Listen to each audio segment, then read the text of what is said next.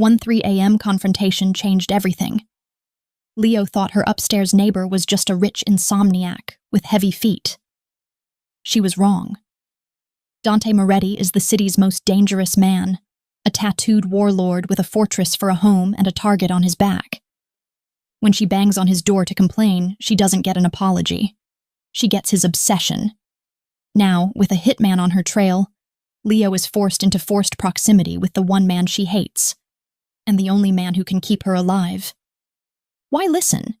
Experience the best Mafia romance audiobook of the year, featuring dual POV narration, razor-sharp banter, and a heart-pounding romantic thriller plot. This is a full-length novel about a woman who fixes art and a man who breaks everything else. Chapter 1. Leo. Thump. Thump. Thump. The ceiling vibrated. Dust motes danced in the beam of the street lamp filtering through the blinds, mocking me. Murder wasn't just a fantasy anymore. It was a viable life choice. A broom handle wasn't enough. I needed a ladder, a sledgehammer, and a plea deal. The digital clock on the nightstand glared back in aggressive red neon. 3:12 a.m. My eyes burned, gritty and dry, as if someone had replaced my contact solution with sand. 16 hours. I had spent 16 hours hunched over a 17th century oil painting that smelled of decay and old varnish, holding my breath while I tried to color match a patch of cerulean blue sky no bigger than a fingernail. My back seized with a dull, throbbing ache. My fingers were stained with solvent and pigments that would take days to scrub off. 5 hours. That was all I asked for. 5 hours of unconsciousness before the sun came up, and I had to go back to the gallery and do it all over again. Thump, thump, crash, that was it. The final straw snapped audibly in my brain. The duvet flew off my legs. Cold air bit at my skin, the damp chill unique to pre-war buildings with character and radiators that hissed but produced zero heat. Rage kept me warm. Pure, unadulterated, sleep-deprived fury. For 3 weeks, the giant in Penthouse A had walked around like he was wearing concrete boots. No name, no face, just a tread heavy enough to rattle my light fixtures. He paced, back and forth, a caged tiger or a nervous father in a 1950s sitcom, stomping a hole through my sanity. I grabbed my robe and knotted it tight around my waist, jamming freezing feet into fuzzy pink slippers. A mirror wasn't necessary. I knew the reality. A messy bun migrating off the side of my head, a smear of yellow ochre on my chin, and eyes wild enough to scare a feral cat. Good. Let him be terrified. The hallway smelled of floor wax and someone's burnt popcorn. I marched to the elevator and jabbed the call button with enough force to bruise my finger. The super had ignored me. The leasing office had ghosted me. The passive-aggressive note on the lobby bulletin board had disappeared. Diplomacy was dead. The elevator dinged. The doors slid open. I stepped in and hit the button for the top floor. The light lit up instantly. Apparently, rich people didn't believe in security codes or consequences.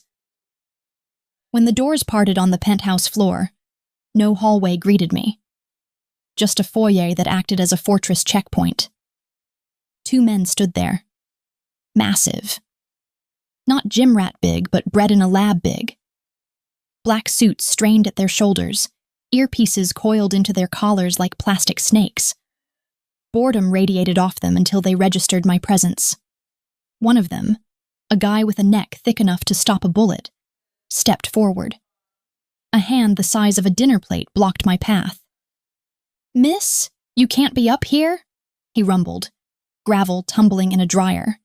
Momentum fueled me. Exhaustion and the entitlement of a tenant paying way too much rent for a shoebox kept my feet moving.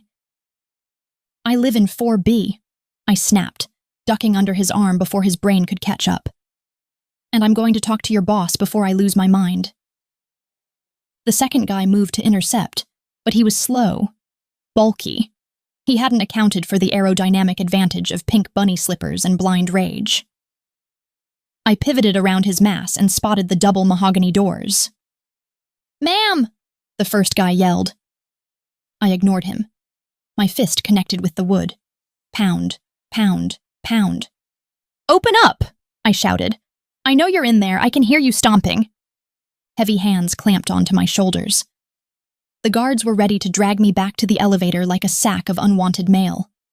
I braced my feet, preparing to scream loud enough to wake the entire zip code. Then the lock clicked. The hands vanished. The guards retreated, their posture stiffening into something respectful and terrified. The door swung open. The speech died in my throat.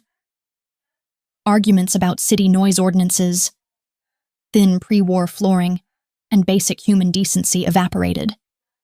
The man in the doorway was terrifying. Tall didn't cover it. He loomed, broad shoulders filling the frame, blocking out the light from the apartment behind him. A white dress shirt hung open halfway down his chest, revealing skin covered in ink. Black tattoos crept up his throat, disappearing into a sharp jawline darkened by stubble. His hair was a mess, black, chaotic waves that suggested he'd been running his hands through them for hours. But the eyes stopped me cold. Dark. Abyssal. Empty of everything except a predatory sharpness. No anger marred his features. Just the stillness of a wolf interrupted mid-meal. Silence stretched, thick and suffocating. I stood there in a bathrobe and slippers, staring up at a man capable of snapping my neck with 2 fingers without spilling his drink. My survival instinct screamed run. My exhaustion told my survival instinct to shut up. "You," I said. My voice came out higher than intended, but I didn't step back. His head tilted slightly. A gaze like a physical weight dropped to the guards, then back to me. Silence. "You need to stop," I said, pointing a finger at his chest. No contact. I wasn't suicidal. "Stop pacing, stop stomping, stop moving furniture or dropping bowling balls or whatever it is you're doing up here at 3 a.m. He blinked. Slow. Deliberate. His focus shifted to my finger, down to the bunny slippers, then back to my face. Apathy glazed his expression. "I work for a living," I continued, the anger rallying. "I restore art. Do you know what happens if I shake because I'm tired? I ruin a priceless painting. I ruin history. And it's going to be your fault because you can't sit still." One of the guards cleared his throat nervously. "Boss, we tried to stop her." A hand raised. The guard went silent immediately. The man in the doorway hadn't looked away from me once. He studied me as if I were a particularly confusing abstract painting he couldn't quite decipher. "Thin floors," he said. Deep, baritone. The vibration hummed in the air between us. Not an apology. A statement of geological fact. "Yes," I said, exasperated. "Exactly. Thin floors. Which means when you walk around like Godzilla, I hear it." He stared for another long second. Then his hand dipped into his pocket. I took a step back. Weapon? If he pulled a gun, dying in bunny slippers would be the final indignity. Silver flashed. Not a gun. A money clip. Thick. Heavy. Loaded with a wad of cash that probably outweighed my checking account.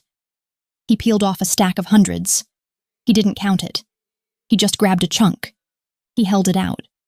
"Buy earplugs," he said. Crisp $100 bills. 2 grand, maybe 3. My brain short-circuited. No apology. No promise to stop. He was paying for my silence. Exhaustion bruised the skin beneath his eyes, dark purple shadows against the tan. But overriding the fatigue was dismissal. I was a gnat he could swat away with currency. "Take it," he said, thrusting the money closer, "and get better slippers." The heat rushed up my neck, hotter than the malfunctioning radiator. He was mocking the slippers. I snatched the money from his hand. Satisfaction flickered in his dark eyes. Everyone has a price.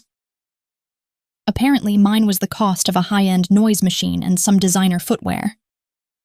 I held his gaze, dead on. Then I opened my hand. The bills fluttered down, drifting like expensive confetti to the marble floor of his foyer. They scattered around his bare feet. "I don't want your money," I said, my voice shaking just a little. "I want you to be a decent neighbor." Deafening silence. The guard stopped breathing. The man stared down at the scattered cash, then back up. The boredom shattered. His eyes narrowed, focusing on me with a sudden, terrifying intensity. "Good night," I said. I spun around and marched back to the elevator. The guard scrambled out of the way like I was radioactive. I hit the button, heart hammering against my ribs, threatening to crack the bone. The doors started to slide shut. I glanced back. He still stood in the doorway, framed by the golden light of his penthouse, surrounded by the money I had thrown at his feet. He ignored the cash. He watched me, and the apathy was gone. Fury radiated off him, hot and palpable. The doors slammed shut, severing the connection. I slumped against the metal wall, knees turning to water. War. I had just declared war on a giant. You don't throw money back at a man like that without consequences. The elevator descended, taking me back to my cold apartment and my unfinished painting. But as I stepped out onto the 4th floor, silence greeted me. At least he had stopped stomping. Chapter 2. Dante. Stomping implies a lack of control. I didn't stomp, I prowled. Movement fueled thought. The habit had burned itself into my muscle memory during a 3-year stint in a 6x8 cell, where the only way to outrun the demons was to walk until the concrete wore down beneath my heels.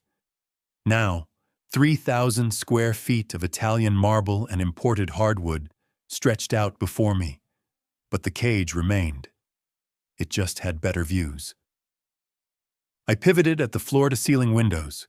Below, the city sprawled like a circuit board of glittering gold and cold steel, blinking back at me with indifferent malice. Beautiful. Hateful. The penthouse was silent, oppressively so. I had paid millions for this silence, engineered the walls with acoustic dampening, and reinforced steel to create a fortress where I could sleep without a gun under my pillow. But fortresses keep things in. They trap the noise in your head so it has nowhere to go but louder. My gaze snagged on the Persian rug near the entryway. The money lay there, scattered, disrespected. She had thrown it. I crouched, the fabric of my suit trousers stretching over my thighs. I pinched a $100 bill between my fingers. Crisp. New.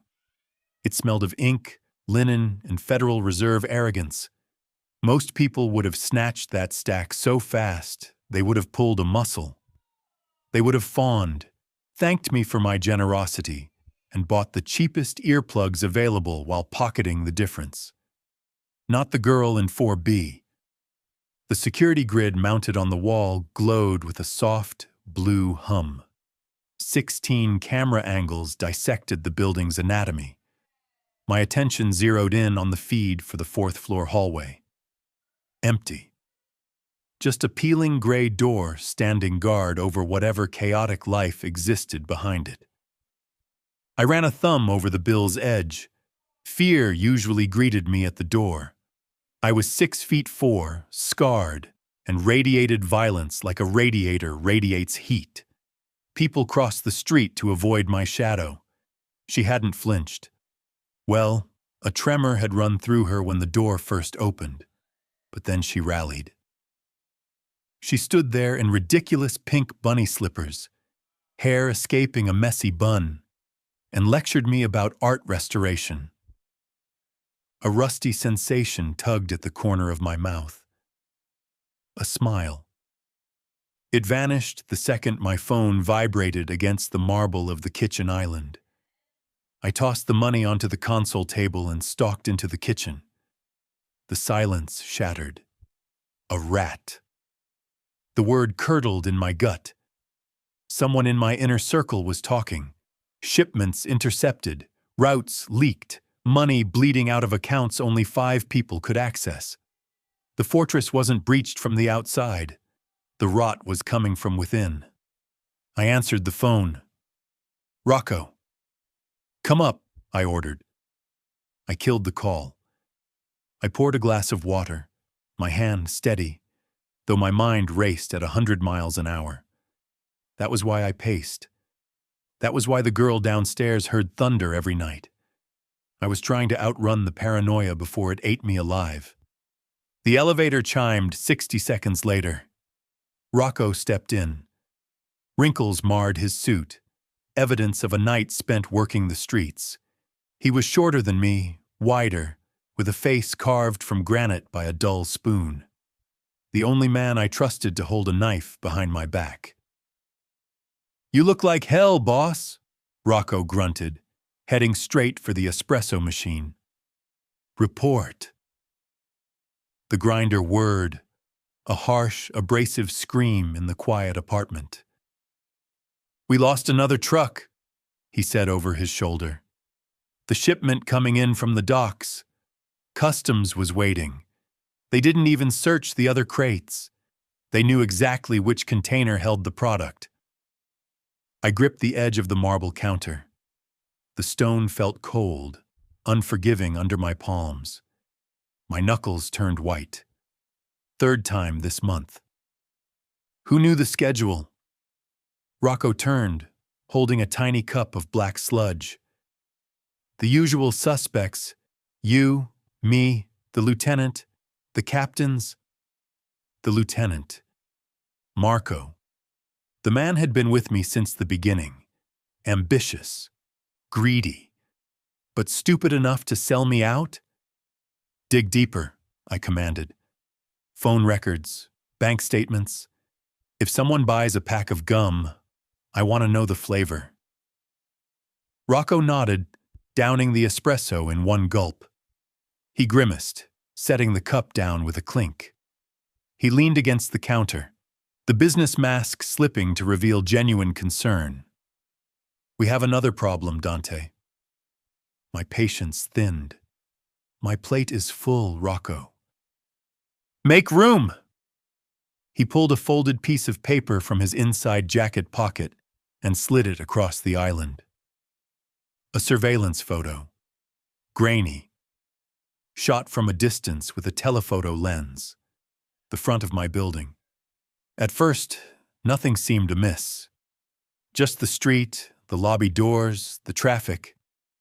Then I squinted. Parked across the street, barely visible behind a delivery truck, sat a dark sedan. I recognized the make.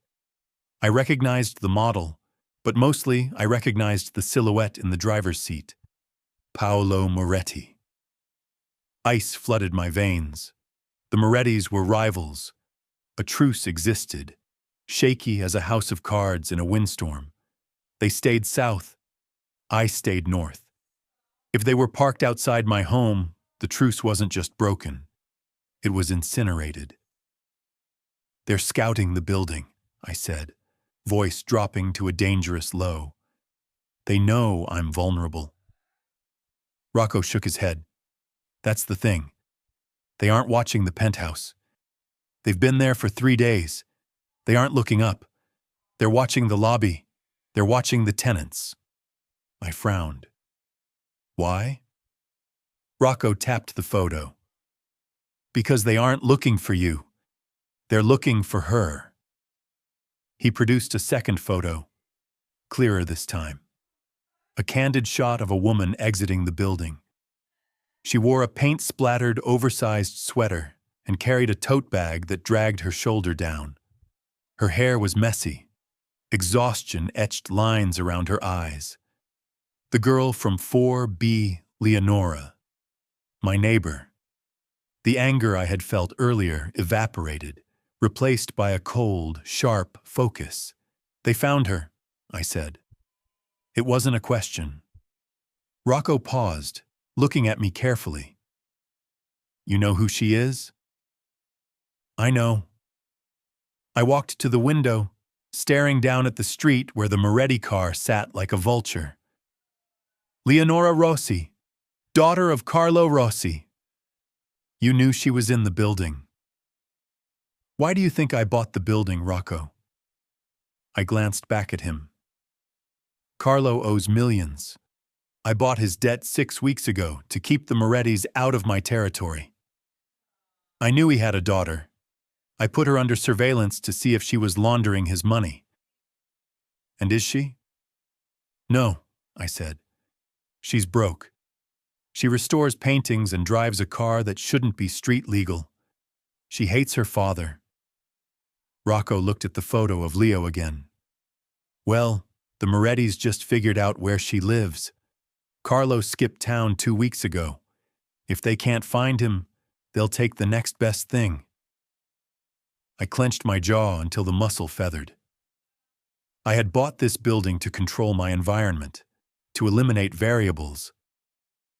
Leonora Rossi was supposed to be just a name in a file, an asset to monitor, a leverage point I could use if Carlo ever resurfaced. But then she had come upstairs. She had stood in my doorway in bunny slippers and yelled at me. She had refused my money. She had looked at me not as a mob boss, but as a rude neighbor. She wasn't an asset anymore. She was a problem. She doesn't know, I said, about the debt or about me. If the Morettis grab her, she's going to find out real fast, Rocco warned. They won't just ask her questions, Dante. They'll break her to make Daddy come running. And they would do it on my property. My grip on the window frame tightened. This was my territory. From the antenna on the roof to the cracks in the basement foundation, this building belonged to me. Nobody touched what was mine. Nobody. And despite my better judgment, the girl in 4B had somehow become mine. Is the lobby guard the new guy? The one with the military background? Miller. Yeah. Good kid. Sharp. Tell him she is under protection. Rocco raised an eyebrow. You want me to bring her up here? Ride her in? No. The denial came out sharp. I thought about her reaction tonight, the indignation vibrating off her small frame. If I told her a crime family hunted her because of her deadbeat dad, and that I had been watching her for 6 weeks like a spider in a web, she would panic. She would run. And if she ran, the Morettis would grab her before she made the highway. She can't know, I said. She stays exactly where she is. She goes to work, comes home, lives her life. But from this second forward, nobody touches her. Not a Moretti soldier, not a delivery guy, not a stray dog. Rocco watched me carefully. He saw the shift. He knew me better than anyone. He knew I was crossing a line from business to obsession. You sure about this, Dante? Getting involved in a Rossi debt is messy. The Morettis will see it as an act of war. Let them. My voice dropped, colder than the glass against my hand. I glanced back at the security monitor. The 4th floor hallway remained empty and silent. She was probably asleep now, finally getting the rest she fought for. She thought I was the villain of her story because I walked too loud. She had no idea I was the only thing standing between her and a shallow grave. Tell Miller to watch the cameras, I instructed. If she leaves the building, I want a tail on her. If anyone approaches her, intervene. And Rocco? Yeah, boss? Find out who slashed her tires. Rocco frowned.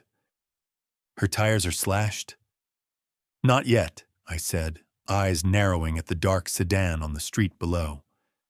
But the Morettis are petty. They like to isolate their prey. They like to make them feel helpless before they swoop in. Check her car in the morning. Rocco finished his coffee, setting the cup down. He adjusted his jacket, hiding the bulge of his shoulder holster. Consider it done. Get some sleep, Dante. You're going to need it." He headed for the elevator.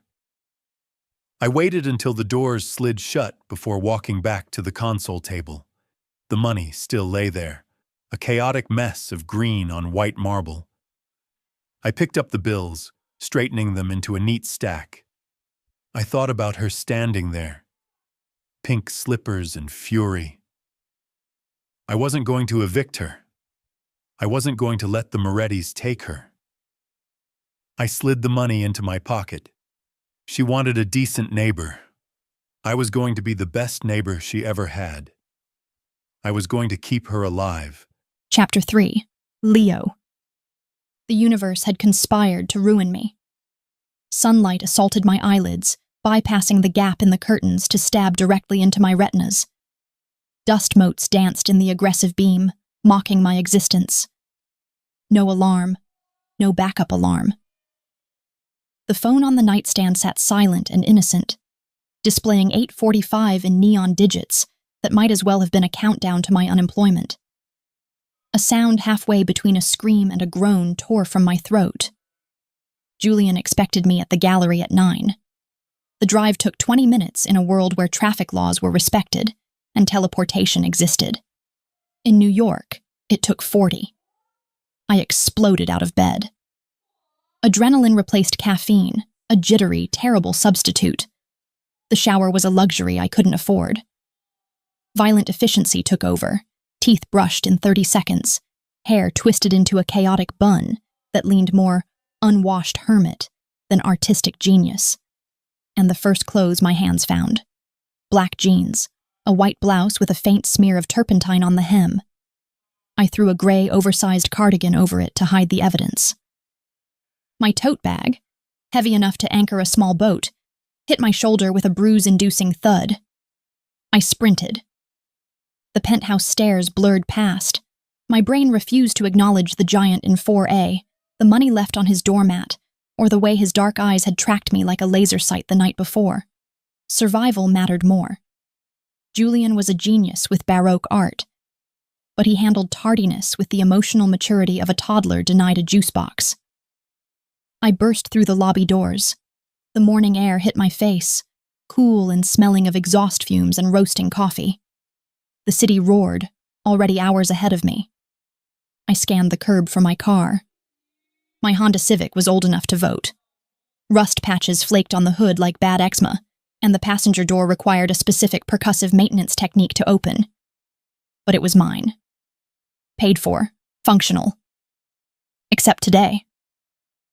I stopped dead. Keys dangled uselessly from my finger. The car sat under the flickering street lamp, but the profile was wrong. Too low. It looked like it was melting into the asphalt. Dread pooled in my stomach, cold and heavy. I moved closer. Rubber puddled around the rims. Not just flat. Destroyed. I dropped my bag and crouched. A long, jagged wound gaped in the sidewall of the front tire, exposing the steel belt like a rib cage. I circled the vehicle. Back tire, slashed. Driver's side, slashed. All four, executed. This wasn't random vandalism. Kids with knives popped one tire for the thrill. Systematic destruction of all four tires was personal. It was a message. But who sent messages to art restorers? The most controversial thing I did was suggest a client's original Rembrandt was actually a 19th century copy. I kicked the front bumper. Damn it! Pain exploded in my big toe. Canvas sneakers offered zero protection against steel bumpers. I hopped on one foot, clutching my injured appendage and cursing a blue streak that would have made a sailor blush. Late. Broke. Stranded. I reached for my phone. I had to call Julian. I had to tell him I wasn't coming in. I couldn't afford a tow truck, let alone 4 new tires. Maybe the black market needed a kidney. I had 2. A shadow fell over me, blocking out the sun.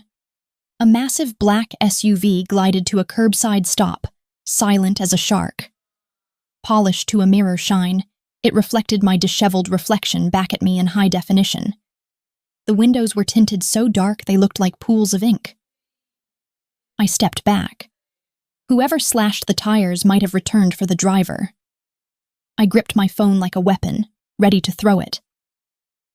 The rear window rolled down with a smooth, expensive hum. I expected a gang member. A cop. Maybe Julian coming to fire me in person. Instead, a white dress shirt appeared. A sharp jawline.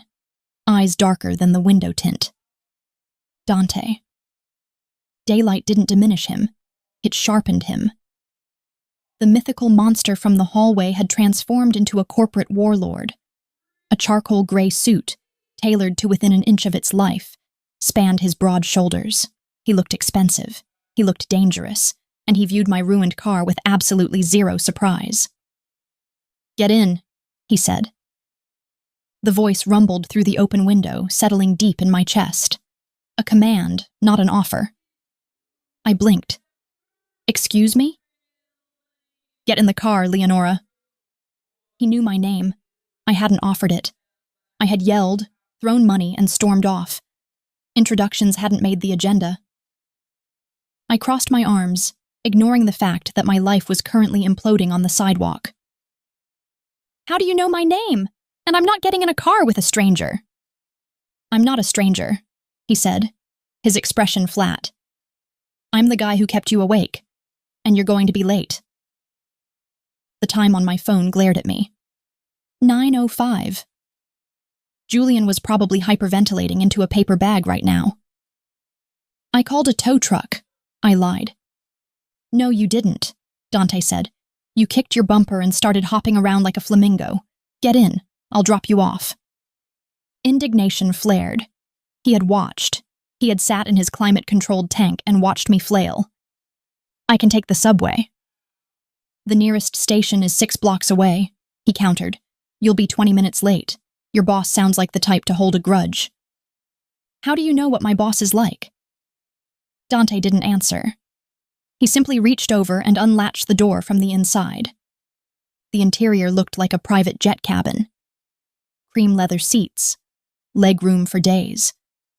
The scent of sandalwood and new car drifted out, promising safety and air conditioning. "Leonora." His voice dropped an octave, vibrating with authority. "Get in." Risk assessment time. Option A, stand here, wait for a tow truck I couldn't afford, get fired, and cry on the sidewalk. Option B, enter the luxury vehicle with the scary, hot neighbor who apparently Googled me, keep my job, and survive the morning. I huffed, blowing a loose strand of hair out of my eyes. "Fine," I snapped. "But if you murder me, my ghost is going to haunt your penthouse forever. I will make so much noise you'll never sleep again." A corner of his mouth twitched. Almost a smile. "Deal." I climbed in. The door shut with a heavy, reassuring thud, sealing out the grit and noise of the street. Cool, crisp air enveloped me. Dante occupied the other side of the bench seat. He was huge. His knees spread wide, claiming a significant portion of the space. He typed on his phone, thumbs moving in a blur, dismissing my presence entirely. The driver, a man with a neck thick as a bulldog's, didn't even check the rearview mirror. "Where to?" Dante asked without looking up. "The Rossi Gallery," I said. "It's on 4th and—" "I know where it is," the driver grunted. Of course he did. Why wouldn't the creepy neighbor know my place of employment?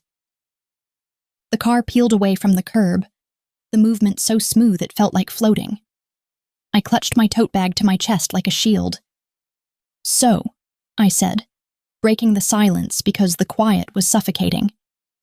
"Is this how you usually make friends? Stalking them and offering rides when their property gets destroyed?" Dante finally abandoned his phone.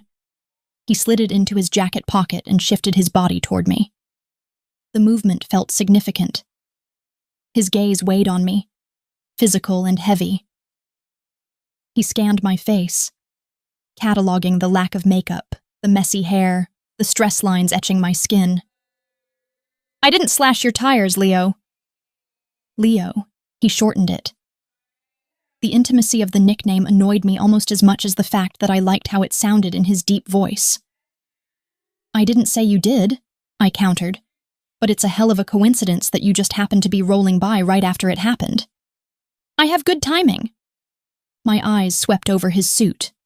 Immaculate. The fabric shimmered slightly, probably woven by silkworms fed a diet of crushed diamonds. You look like you're going to a funeral, I said. Or a mob trial. His gaze flicked to my cardigan, the one with the fuzzy pill balls on the sleeves. You look like you got dressed in the dark during a fire drill, he shot back. I gasped. I looked down at my outfit. It wasn't that bad. It was cozy. I have style, I defended. It's called starving artist chic. You wouldn't understand. Your style is aggressive capitalist, 50 Shades of Grey and boring. Aggressive capitalist, he repeated, testing the words on his tongue. I've been called worse. By whom? The people you evicted? He shifted. His knee brushed mine. A spark jumped the gap, sizzling against my denim. My breath hitched. I pulled my leg back, creating distance that felt miles too short. I don't evict people, he said. I buy buildings. And bribe tenants with hush money? He didn't flinch. You left the money. I told you I didn't want it. Someone took it, he said. It wasn't on the mat this morning. I frowned. Hopefully the janitor found it. Or Mrs. Higgins from 3C. She needed a hip replacement more than Dante needed his ego stroked. Well, it wasn't me. I have principles. Principles don't fix tires, he said dryly. I glared at him. Principles are all I have right now, so don't mock them. The car slowed. The gallery sat peacefully on the corner, no screaming Julian in sight. The ride had taken half the usual time. Amazing what traffic laws you could ignore when driving a tank. I reached for the door handle. Thanks for the ride, I muttered. The words tasted like ash, but manners were manners. Even if you are a stalker. Dante didn't answer immediately. He waited until the door swung open, until one of my sneakers hit the pavement. I'll pick you up at 6. I froze. I twisted back to look at him. He leaned against the cream leather, infuriatingly relaxed. Excuse me? 6 o'clock, he repeated. You get off at 6 on Thursdays. I'll be here. A harsh, incredulous laugh escaped me. You think because you gave me one ride, we're carpooling now? No thanks. I'll take a cab. The humor vanished from his eyes. Darkness returned, serious and heavy. You don't have a car, Leo, and I don't like you taking cabs at night. You don't like it? I repeated. Who asked you? You're my neighbor, not my dad. Actually, you're better than my dad because you actually showed up. But that's a low bar. I don't need a ride. I'll be here. The tone carried the same weight as the command to get in the car. The same authority that froze the guards in the lobby. I stepped out and slammed the door. I leaned down to the open window. Drop dead, Dante? For a second, I expected anger. I expected the mask to slip and the monster from the hallway to lunge, but no anger came. One corner of his mouth lifted. A smirk. Arrogant. Knowing. Dangerous. My stomach did a flip that had nothing to do with fear and everything to do with a terrifying magnetic chemistry. Have a good day at work, Leo. The window rolled up, severing my retort. The SUV merged into traffic, a shark disappearing into a school of yellow fish. I stood on the curb, clutching my bag. My heart raced, thumping a frantic rhythm against my ribs. My tires were slashed. My neighbor was a control freak with a tailored suit and a smirk that should be illegal. And I had to survive until 6 o'clock. Because as much as I hated to admit it, he wasn't bluffing. He would be there. And God help me, the terror I felt was mixed with something far more dangerous. Anticipation. Chapter 4. Dante. 6 o'clock. I checked my watch as I leaned against the hood of the SUV, 5:58. Early. A rarity. Punctuality defined me. Precision and ruthless time management were tools of the trade. But I didn't waste minutes inhaling exhaust fumes on 4th Avenue waiting for people. My time was worth thousands of dollars a second. Yet here I stood, a billionaire mob boss, waiting for a girl who hated me. I adjusted my cufflinks, the metal cool against my wrist. The street teemed with life, people rushing home to their ordinary, safe existences. They glanced at me as they passed, at the bespoke suit, the armored car, the scowl, and gave me a wide berth. I was used to the space. I commanded it. What I wasn't used to was the knot of tension in my gut. Not fear. I didn't do fear. Anticipation. The morning replayed in my head like a looped tape. Her disdain. Drop dead, Dante. Most people who told me to drop dead ended up doing exactly that, usually in a marsh outside Jersey. But Leo? She threw the words like a dare. The gallery door swung open. A trickle of patrons emerged. A couple of tourists clutching brochures. An older woman with a haircut sharp enough to cut glass. And then Leo. She looked worse than this morning, if that was possible. Her hair had staged a full rebellion, escaping the bun to hang in loose, frantic strands around her face. A smear of blue paint on her cheek now matched the yellow one on her chin. Exhaustion rolled off her in waves, but beneath it lay a defiant beauty that irritated me as much as it captivated me. She paused on the top step. Her gaze scanned the street, hunting for a yellow cab, hoping I had bluffed. I pushed off the hood of the SUV, unfolding to my full height. Leo! Her head snapped toward me, shoulders slumped. For a split second, retreat seemed imminent. She looked ready to bolt back inside and sleep under a desk. Then a sigh heaved her chest, visible even from 20 feet away, and she marched down the stairs. You're like a bad rash, she greeted, stopping just out of arm's reach. Persistent and irritating. Good evening to you too, I said, opening the rear door. Get in. She eyed the car, then me. Where are we going? Because if you're taking me to a second location to whack me, I'm going to need a snack first. I haven't eaten since yesterday. Dinner. Her eyes narrowed. I didn't agree to dinner.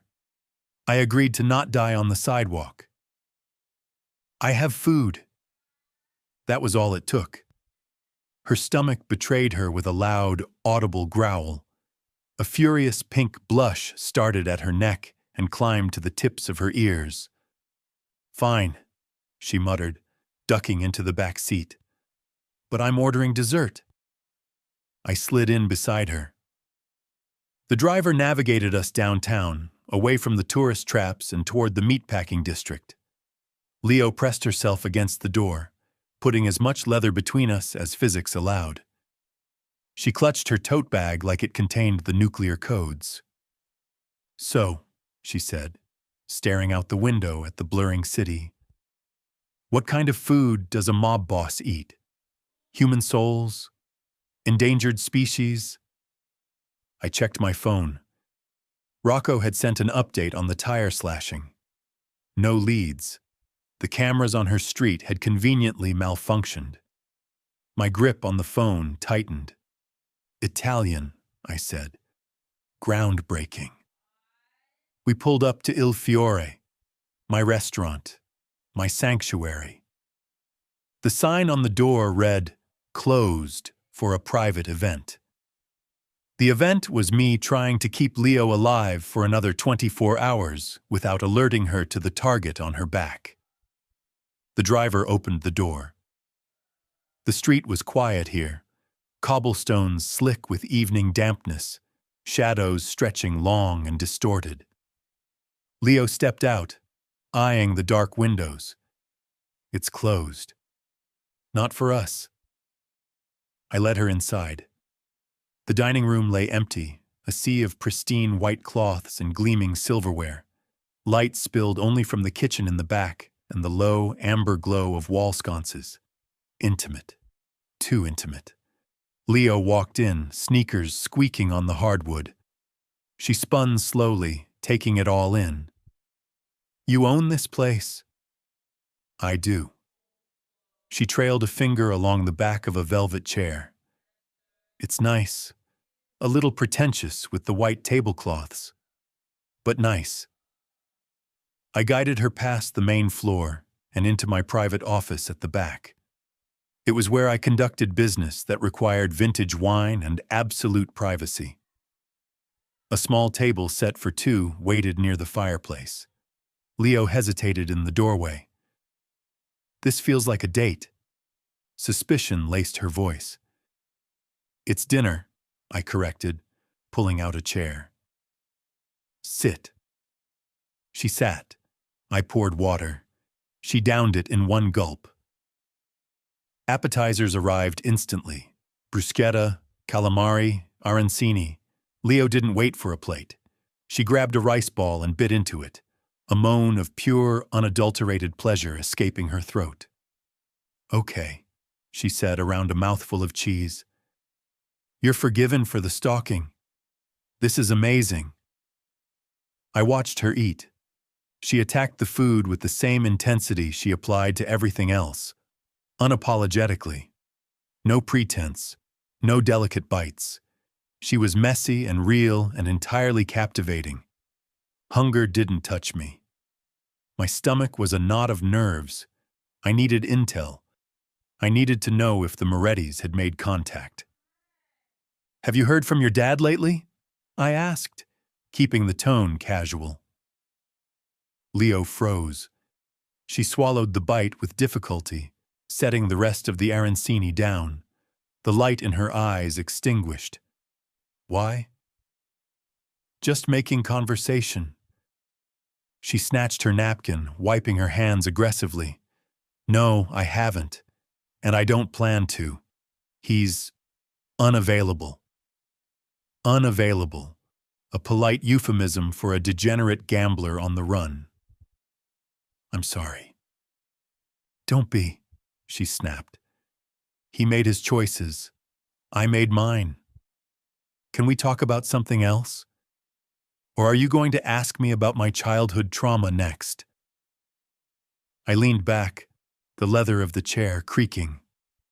"Okay, let's talk about art." She blinked. "Art?" "You restore paintings. That sounds delicate." "It is," she said, shoulders dropping an inch. "It's about patience. You have to strip away the dirt and the bad varnish to find what's underneath. Sometimes the original artist made mistakes. Sometimes other people tried to fix it and made it worse. My job is to see the truth." See the truth. I scanned the office. The walls were lined with art. Acquisitions from debtors, gifts from associates. I viewed them as assets, liquid capital in frames. Leo's gaze wandered the room. She dismissed most pieces with a glance. Then her eyes landed on the painting hanging behind my desk. A small landscape. 18th century, rolling hills, a farmhouse, a stormy sky.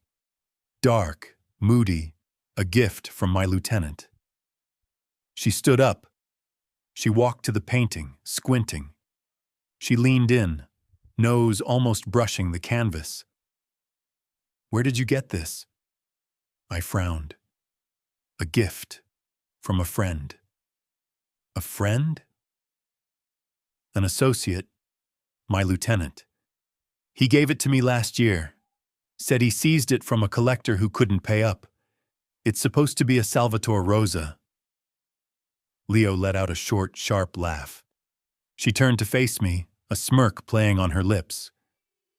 "Your lieutenant is either an idiot or he thinks you are." I stiffened. "Explain." "It means," she said, pointing a paint-stained finger at the canvas, "this is a fake." Silence crashed into the room, heavy and suffocating. I stood slowly. Are you sure? Leo rolled her eyes. Look at the brushwork on the trees. Rosa used aggressive impasto strokes. These are flat, hesitant, and the varnish? It's been artificially aged. You can see the micro-cracking is uniform. Real aging is chaotic. This was painted maybe 10 years ago. It's a very good forgery, but it's a forgery. She walked back to the table, grabbing another rice ball. Basically, she said, chewing thoughtfully, whoever gave you this pocketed the real money and gave you a glorified poster. They played you, Dante. Ice flooded my veins. The lieutenant, Marco. He had presented this painting with a sob story about the difficulty of extracting payment. He claimed it was worth 200 grand. He claimed he took it to settle the debt because the guy had no cash. But if the painting was fake, Marco had taken the cash. He kept the 200 grand, and he handed me a worthless piece of canvas, laughing behind my back. Assuming the thug boss wouldn't know the difference between a masterpiece and a lie. Not just skimming, stealing, betraying me to my face. And if he stole that much, what else was he selling? Routes? Information? He was the rat. The realization hit with the force of a bullet.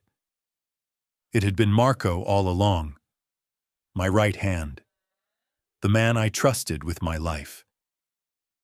I pulled out my phone. My hands shook, not from fear, but from a rage so pure it felt like white heat. Leo watched me. She stopped chewing. She saw the shift. The playfulness vanished. The monster returned. Dante? She whispered. Is it important? I ignored her. I texted Rocco. 3 words. Marco. Grab him. I watched the 3 dots bounce on the screen, waiting. The reply came 10 seconds later. Gone. Apartment empty. Phone dead. He ran. He ran. He knew. Somehow he knew I was auditing the accounts. Or maybe he just knew his time had run out. I gripped the phone until the screen cracked under my thumb. He was gone. And he knew everything. The building codes. The security rotation. Where I slept. And he knew I was here. I looked up at Leo. She stared at me, eyes wide. She had just exposed the traitor in my organization over appetizers. She had handed me the answer I had hunted for weeks. But in doing so, she had painted a target on her own back. Marco wasn't just a thief. He was vicious. And now that he was in the wind, he would look to hurt me. He would look for leverage. He knew I was obsessed with the girl in 4B. He had seen the security logs. He knew I had put a protection detail on her. I walked to the table. I grabbed Leo's hand. We're leaving. She pulled back. What? Why? I haven't even had my pasta. We're leaving now, Leo. I didn't wait for an argument. I pulled her toward the door. The nice dinner was over. The game was over. The rat was loose. And he was hungry. Dante, you're hurting me, Leo protested, stumbling to keep up with my long strides. I loosened my grip but didn't let go. I pushed open the back door of the restaurant, leading us into the alley where the car waited. Get in the car, I ordered, scanning the shadows for movement. She looked at my face. She saw the fear I tried to mask with anger. What did I do? She asked, voice small. Was it the painting? I'm sorry. I shouldn't have said anything. It's probably real, I'm just tired. It's not real, I said, opening the car door and practically shoving her inside. You were right. You're always right. I climbed in beside her and slammed the door. Home, I told the driver. Fast! The car squealed out of the alley. Leo huddled in the corner, clutching her bag. Terror radiated off her. I wanted to comfort her. I wanted to tell her it was going to be okay. But I couldn't lie to her. She had just started a war, and she didn't even know it. Chapter 5. Leo. The air in my apartment tasted of static. It wasn't the lingering scent of old coffee or the laundry pile festering in the corner for 3 days. It was a weight, a charge. The moment before a thunderstorm breaks, when the sky turns a sickly bruised green and the birds go silent. Paranoia, I told myself. Just the aftershocks of a disastrous evening. Dinner with Dante hadn't been a meal. It had been an extraction. He'd dragged me from the restaurant like we were outrunning a bomb blast, shoved me into his tank of a car, and driven home in a silence so thick it felt physical. No explanations. No apologies for the bruised wrist. Just a stare fixed on the passing city that promised murder. At my door, he didn't cross the threshold. He loomed in the hallway, filling the space with his massive, terrifying presence, and issued a single order. Lock the deadbolt. Don't open it for anyone. Not even me. Then he vanished into the elevator, ascending to his penthouse fortress, leaving me with a stomach churning with half-digested arancini and a mind spinning with questions I was too afraid to voice. I dropped my tote bag in the middle of the living room floor. Relax. I needed to relax. I needed to forget my neighbor was a mob boss. My car was a casualty of war. And my critique of a painting had apparently triggered a national security crisis. I retreated to the bathroom and twisted the shower knob. I wanted to scrub the day off. I wanted to wash away the phantom scent of Dante's cologne, sandalwood and steel, that clung to my clothes like a second skin. I reached for my towel. The lights flickered. I froze. The bulb buzzed, dimmed to a sickly orange, and died. Pitch blackness swallowed the room. My heart slammed against my ribs, a painful, solitary thud. Okay. Breathe. Just a power outage. This building was pre-war. The wiring was probably held together by electrical tape and the prayers of the super. I felt my way out, fingers skimming the cool tile, then the rougher plaster of the hallway. The living room was a cavern of shadows, illuminated only by the streetlights filtering through the blinds in thin prison bar stripes. Silence, absolute and heavy. Then the sound came. Beep. Beep. Beep. Click. My blood turned to ice water. Not a key turning, not a shoulder hitting wood, the electronic keypad. I installed it last year. 4 digits. A code only I knew, and the super who was 70 and asleep by 8. The doorknob turned. Slow. Deliberate. Panic surged, hot and sharp. I scanned the darkness for a weapon. Phone? In the bag by the door, too far. Kitchen knives? In the other room. I stood in the hallway, armed with a towel. The door creaked open. A shadow detached itself from the gloom of the hallway. Dressed in black, he moved with a terrifying, silent efficiency. Not the super. Not a delivery guy. His hand held a glint of metal. A knife. Long. Serrated. He closed the door behind him. The lock clicked. I backed up, heel hitting the bathroom doorframe. His head snapped toward the sound. Even in the dark, the smile was visible. Predatory. Cruel. Leonora, he whispered. He knew my name. Survival instinct overrode terror. Screaming required breath I couldn't spare. I ducked back into the bathroom. I slammed the door and threw the lock. Flimsy. A credit card could pop it. It bought me 2 seconds. I scanned the tiny room. Toilet brush? Useless. Towel rack? Loose. My eyes landed on the counter. Hairspray. An industrial-sized can of extra hold that tamed my unruly bun. Next to it, a scented candle I'd blown out hours ago. The lighter still sat beside it. I grabbed the can in my left hand, the lighter in my right. The door shuddered under a kick. Wood splintered. One more strike and the lock would fail. "Open up, sweetheart," the man cooed. "Don't make this messy." I flicked the lighter. A small blue flame sparked to life. I aimed the nozzle at the crack in the door. The wood gave way. The door flew open. The man lunged, knife raised, anticipating a cowering victim. I squeezed the trigger. Whoosh! A jet of fire, 3 feet long and roaring like a dragon, erupted from the can. It engulfed his face. He screamed. A horrible, guttural sound that tore through the apartment. He dropped the knife, clawing at his eyes, stumbling back into the hallway. The stench of burnt hair and singed synthetic fabric filled the air instantly. I didn't stop.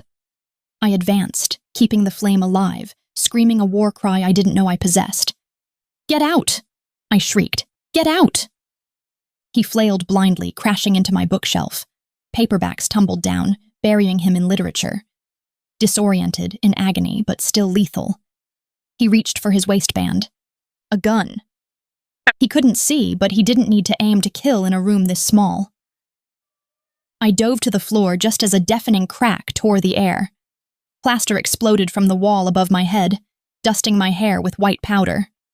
I scrambled behind the sofa, my makeshift flamethrower useless now that I was pinned. Crack! My favorite vase shattered, shards raining down on the carpet.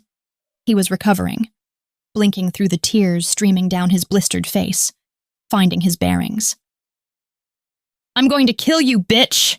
he snarled, leveling the gun. The front door exploded inward. It wasn't opened. It was annihilated. Kicked off its hinges with a force that shook the floorboards. Dante filled the doorway. A demon rising from hell.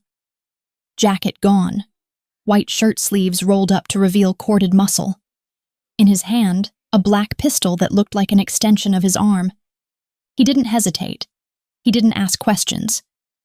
He assessed the scene, the smoke, the gunman, me cowering behind the sofa, in a fraction of a heartbeat. The intruder spun, trying to bring his weapon to bear on the new threat. Too slow. Bang, bang, 2 shots. Clean. Efficient. The intruder dropped like a sack of wet cement. No twitch. No groan. Just gone. Silence rushed back into the room, louder than the gunshots. My ears rang. I stayed behind the sofa, clutching the hairspray can like a talisman, chest heaving. Air refused to enter my lungs. Dante moved. He stalked to the body, gun trained on the center mass. He kicked the intruder's weapon away, checked for a pulse, and holstered his own pistol. Then he turned to me. "Leo?" His voice was rough, shaken. I stood slowly. My legs trembled so violently I had to lean against the sofa back to stay upright. "Is he?" "Yes." He crossed the room in 2 strides, stepping over the mess of books and broken glass. He stopped a foot away, eyes scanning me for blood, for injury. "Are you hurt? Did he touch you?" I shook my head. "No, I burned him."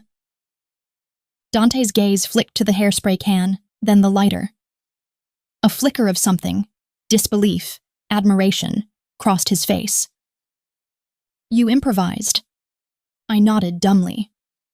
He reached out, gently prying the can from my death grip. He set it on the coffee table. Then he took my hands. His palms were warm, rough, and incredibly steady. "Look at me, Leo." I looked up. His face was hard, jaw set in a line of granite. But his eyes burned with a terrifying intensity. "He had a keycard," Dante said. I blinked. "What?" The guy, He didn't break in. He used a cloned keycard. The electronic lock beeped, right? Yes. Dante cursed. A harsh Italian word I didn't know, but the venom was clear. He squeezed my hands. It wasn't the Morettis. It was my guy, the lieutenant. He sent a cleaner to silence you. Silence me? My voice cracked. Why? Because you're the only witness. You saw the painting. You identified the forgery. You're the loose end, and he gave up the security codes to get to you. The reality hit like a physical blow. My apartment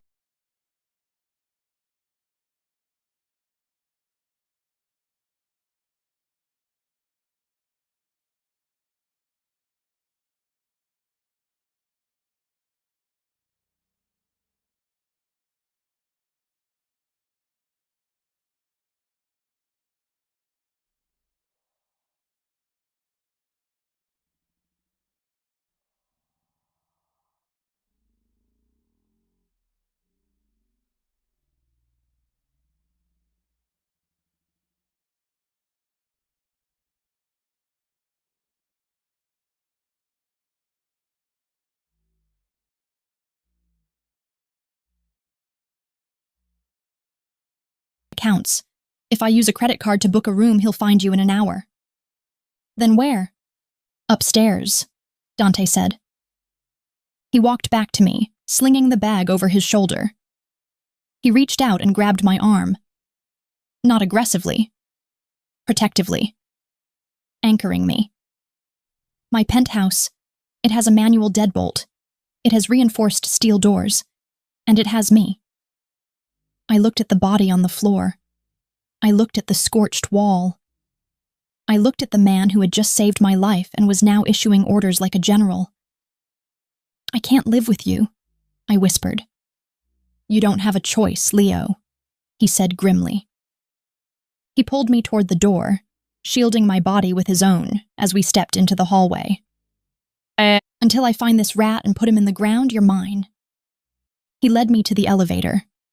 He punched in a code I hadn't seen him use before. The doors slid shut, sealing us in together. I leaned against the wall and closed my eyes. My life as a normal art restorer had ended. I was now a witness, a target, and apparently the roommate of a mob boss.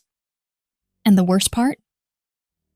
As the elevator ascended, leaving the carnage below, I realized I felt safer in a steel box with a killer than I had ever felt in my own home. Chapter 6. Dante. The elevator doors slid open with a soft, expensive chime that sounded obscene after the violence downstairs. I dragged Leo across the threshold of the penthouse. My hand clamped around her upper arm, likely tight enough to bruise, but my fingers refused to loosen. Letting go meant she might run. Letting go meant the reality of the last 20 minutes would catch up to us both. My fortress was compromised. The thought hammered against the inside of my skull, a rhythmic, nauseating beat. Millions of dollars spent on reinforced steel, biometric scanners, and a private security detail that cost more than the GDP of a small nation. I had built a cage to keep the world out, and Marco had handed the key to a hitman. I pulled Leo into the living room and kicked the front door shut. The deadbolt slid home with a heavy thud. I engaged the secondary steel lock, driving 3 inches of titanium into the floor. It wasn't enough. It didn't feel like enough. Leo stood in the middle of the foyer, clutching her tote bag to her chest like a shield. Color had drained from her face, leaving her ghostly pale. Her hair had escaped its bun, standing in wild, staticky strands. The air around her smelled of acrid smoke, burnt hairspray, and terror.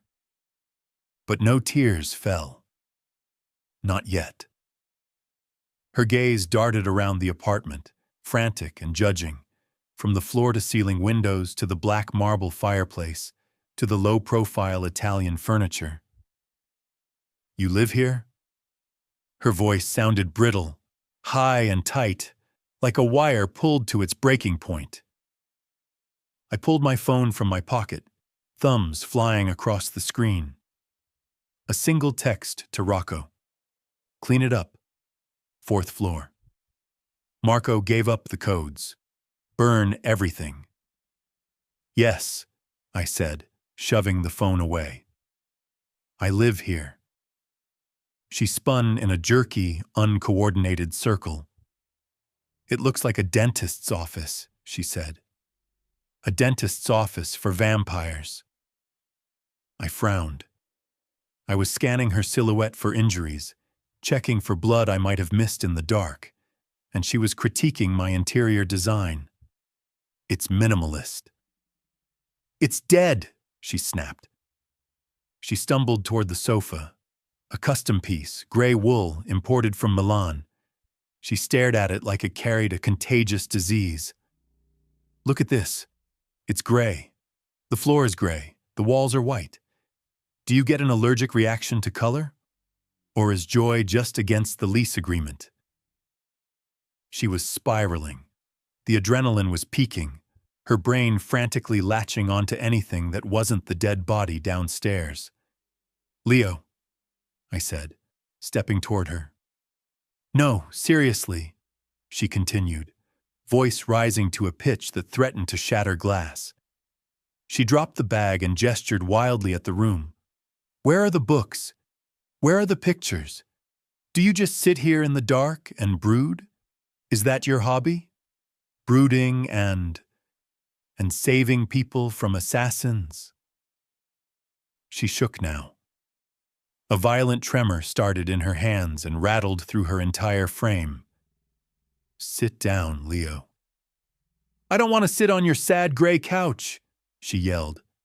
She backed away, hip colliding with the edge of the coffee table. She stumbled. The fight drained out of her all at once. Her knees buckled. I moved before gravity could claim her. I caught her by the waist, hauling her up. She was small, fragile bird bones pressed against my torso. If I had been 10 seconds slower downstairs, if she hadn't grabbed that lighter, the thought turned my blood to ice. Let me go, she gasped, pushing against my chest. Her palms burned through my shirt. I can't breathe. Panic seized her. Her chest heaved, short, shallow gasps that brought no oxygen. Leo. I didn't let go. I pulled her closer, trapping her against the hard line of my body. I slid one hand up her spine to cup the nape of her neck, forcing her head against my shoulder. My other hand flattened over her sternum, right over her frantic heart. Stop, I ordered, my voice a low rumble against her ear. Feel my hand. Feel my heartbeat. She struggled for a second, a trapped animal flailing against a cage. Breathe, I commanded. Match my rhythm. In. Out.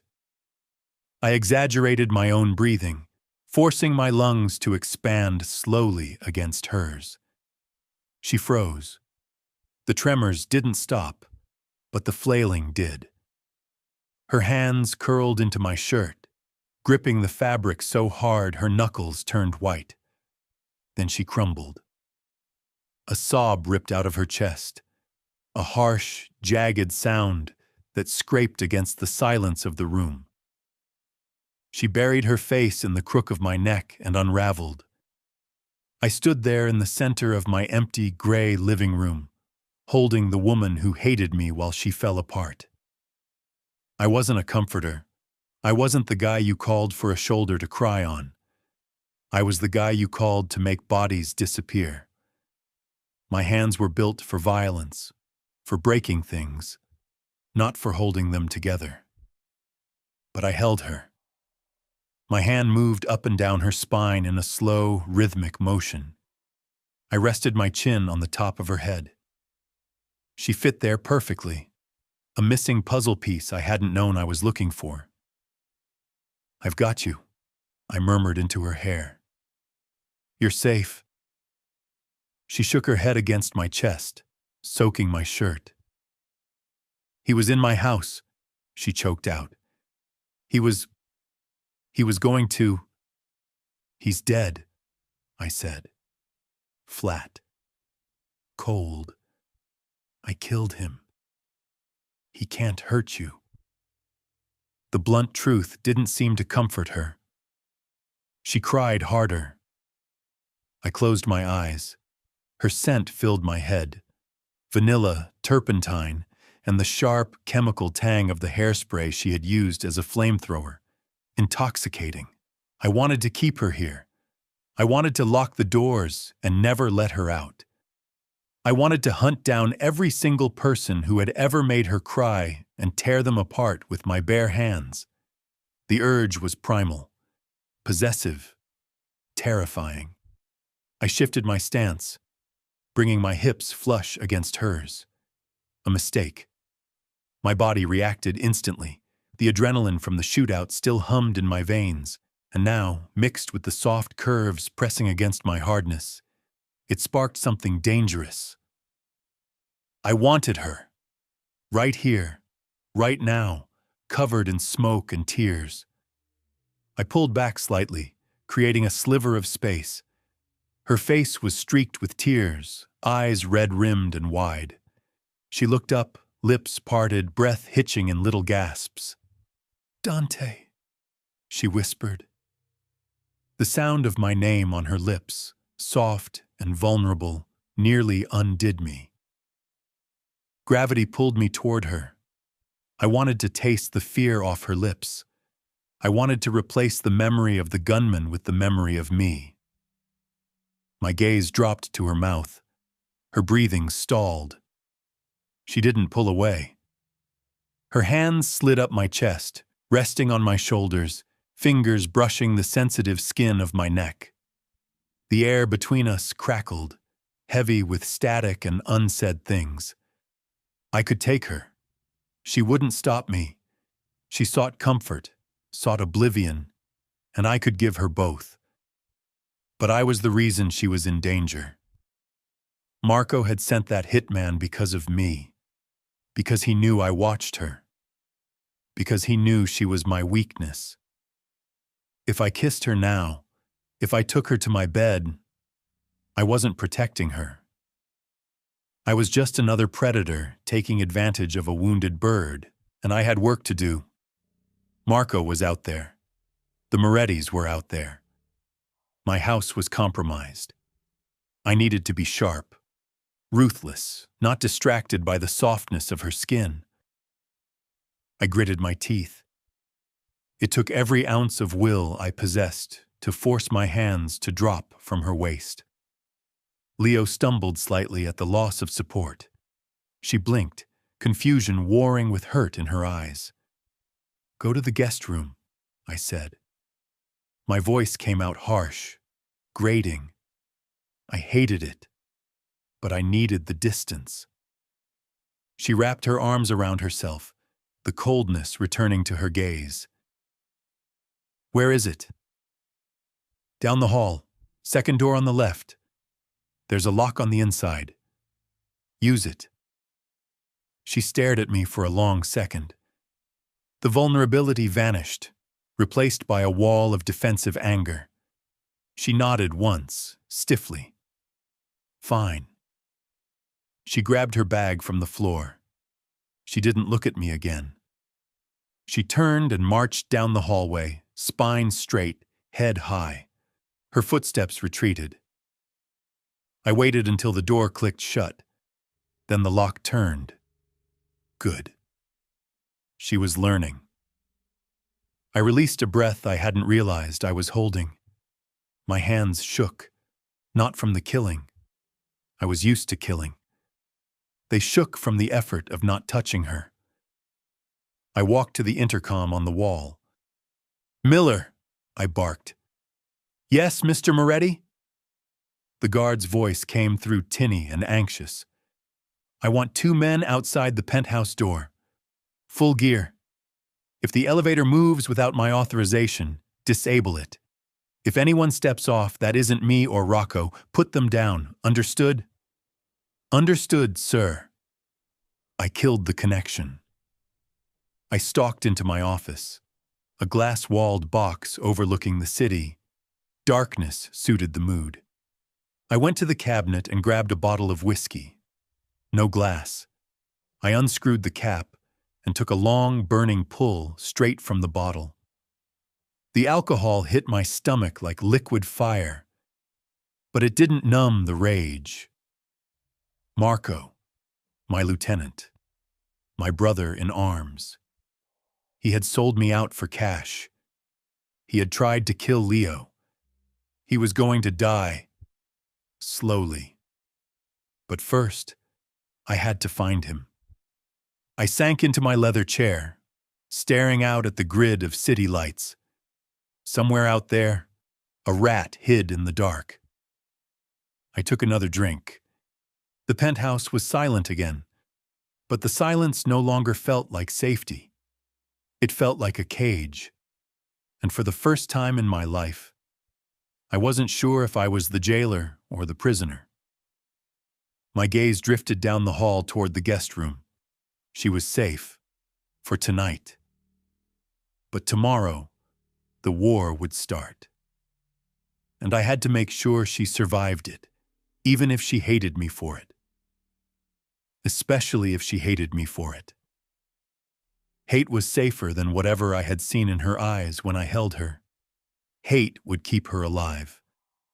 I took another drink and waited for the sun to rise. Chapter 7. Leo. I woke up in a bed that felt like it belonged in a palace. Silk sheets pooled cool and smooth against my skin. The mattress, firm but yielding, likely cost more than my entire art school education. Sunlight streamed through floor-to-ceiling windows, illuminating a room that was vast, white, and completely devoid of personality.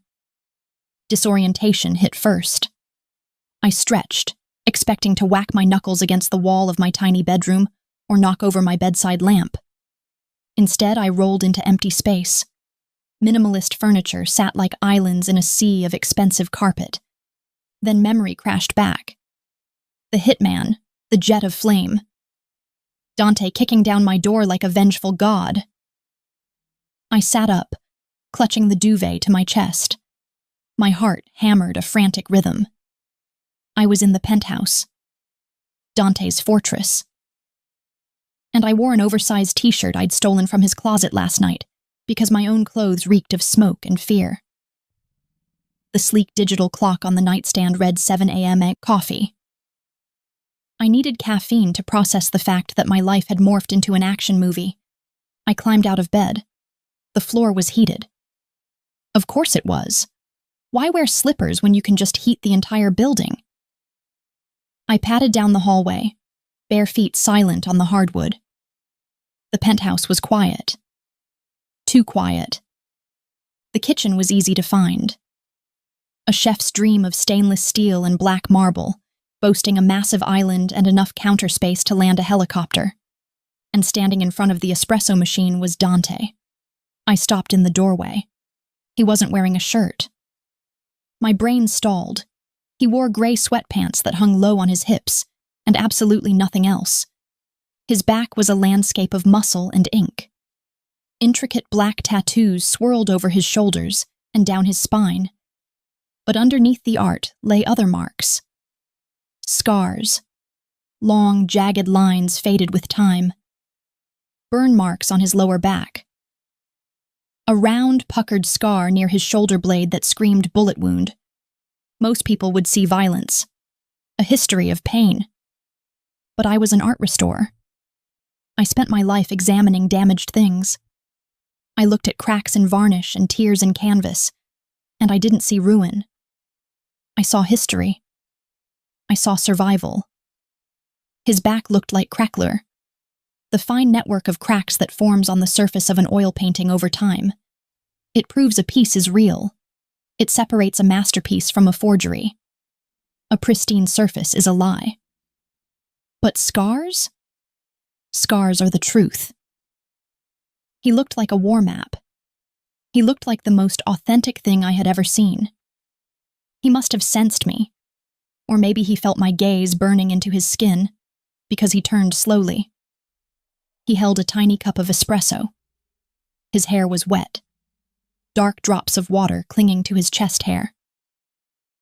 "Morning," he said. His voice rasped, gravelly with sleep. I realized I was staring. I forced my eyes up to his face. "Morning." He took a sip, dark eyes tracking me. He didn't seem bothered by his semi-nudity. He wore his skin comfortably, scars and all. "Sleep well?" "I slept like the dead," I admitted, which is ironic, considering. No smile. He set the cup down. "There's coffee in the pot. It's American. I figured you wouldn't want the sludge I drink." I walked to the pot, high-end drip machine. I poured a mug, drowning it in creamer I found in the fridge. "So," I said, leaning against the counter and trying to look casual in a t-shirt that swallowed me whole. "What's the plan? Do I just live here now? Do I pay rent? Or do I pay in trauma?" He leaned back against the island, crossing his arms. Biceps flexed. Distracting. "You stay here until it's safe. No rent. Consider it. Compensation for the property damage downstairs." I sipped the coffee. Good. Smooth. "And when will it be safe? A day? A week?" "Until I find Marco. And until I know the Morettis aren't making a move." My gaze drifted back to his chest. A long, thin line ran over his ribs. "You have a lot of scars," I said quietly. He glanced down at himself, then back to me. Guarded. Hazards of the trade. "Did you get them all fighting for whatever it is you fight for?" "Survival," he said. "I got them fighting for survival. No elaboration, no sob story. Just a fact stated in the same tone one might use to describe the weather." I set my mug down. "I'm hungry. Do you have food, or do you just survive on espresso and brooding?" He gestured to the pantry. "Help yourself, but don't make a mess." I opened the doors, stocked like a survival bunker for a gourmet chef. Imported pasta, expensive olive oil, jars of things I couldn't pronounce. I grabbed eggs, flour, milk, and a block of Parmesan cheese from the fridge. "I'm making pancakes," I announced. "Savory ones, with cheese and herbs." He watched me pull out bowls and whisks. "You cook?" "I'm Italian," I said, cracking an egg one-handed. "And I'm an artist. Cooking is just chemistry with better smells." I mixed. I wasn't neat. Flour dusted the counter. A splash of milk hit the granite. An eggshell hit the floor. Dante watched with a pained expression. "You're destroying my kitchen." "I'm creating," I corrected. "Relax, I'll clean it up. Or your maid will." "Do you have a maid? Or do the scary guards in the hall do the dusting?" "I have a cleaning service," he grunted. "They come on Tuesdays." "Well, today is Friday, so you're stuck with me." I poured batter onto the griddle. The scent of cooking dough and melting cheese filled the air, chasing away the cold sterility of the room. I plated 2 pancakes and slid one across the island. "Eat! You look like you need protein." He eyed the pancake suspiciously. He cut a piece, chewed, swallowed. Eyes widened slightly. "It's edible," he admitted. "It's delicious," I corrected. "Don't be rude to the chef." We ate in a weird domestic silence.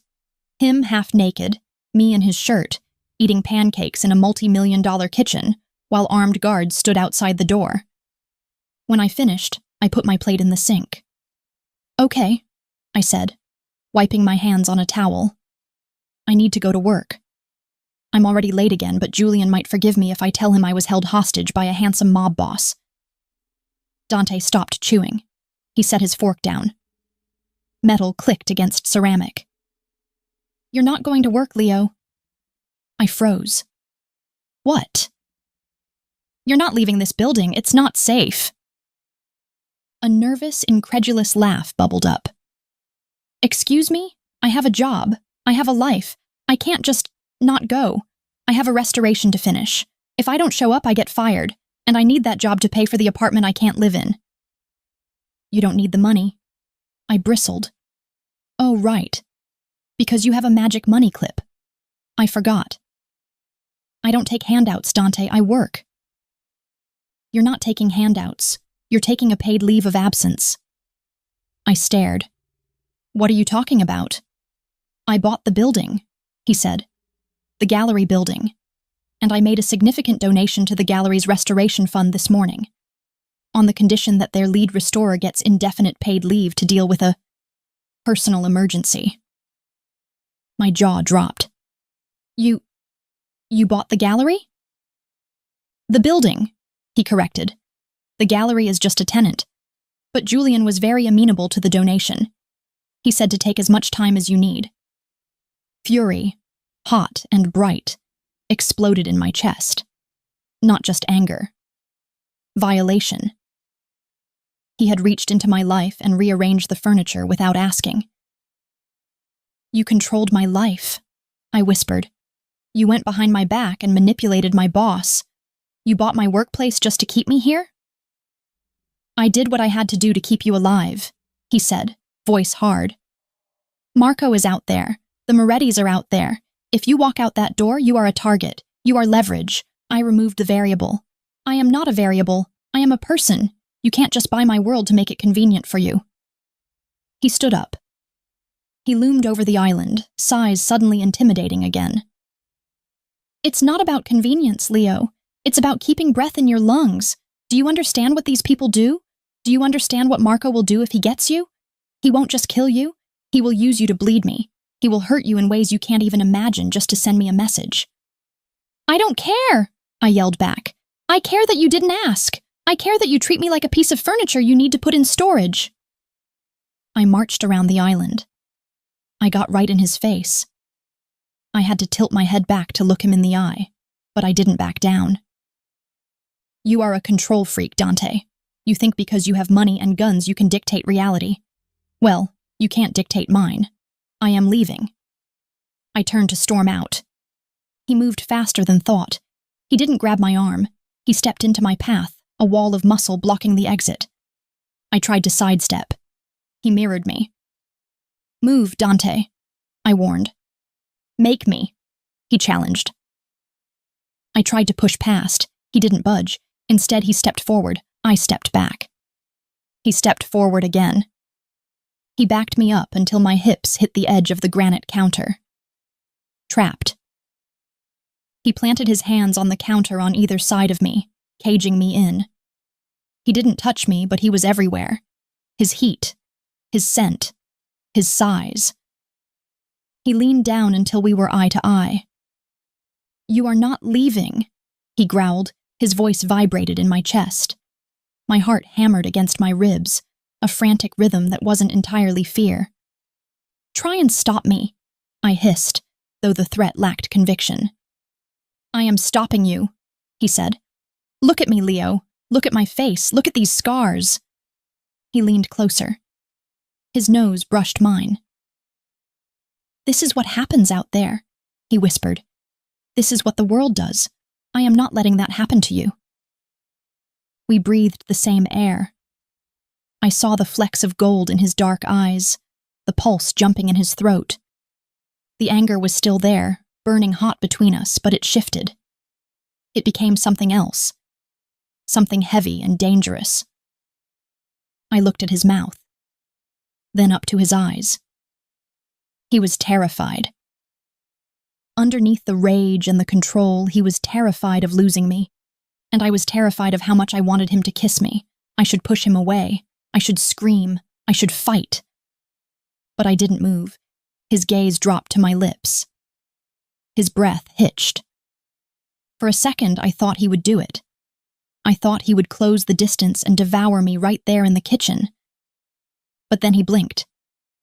He pulled back, just an inch. He squeezed his eyes shut for a second, fighting a physical battle with himself. You're staying, he said, voice rough. End of discussion. He pushed off the counter and walked away. He didn't look back. I stayed there, leaning against the granite, legs trembling. Furious, trapped, but as I watched him walk away, muscles shifting under his scarred skin, I realized something else. I didn't want to leave. Chapter 8. Dante. 3 a.m. The city slept, but the monster in penthouse A did not. I stood by the floor-to-ceiling window, the glass cool against my forehead. The lights of Manhattan sprawled below, a grid of electric gold that usually made me feel powerful. Tonight, it just looked like a maze I couldn't solve. My hand moved almost of its own accord, reaching out to the small terracotta pot resting on the sill. Basil. Leo had insisted on dragging it up here during the evacuation. She had clutched the wilting herb like it was the crown jewels. It needs sunlight, Dante. It needs water.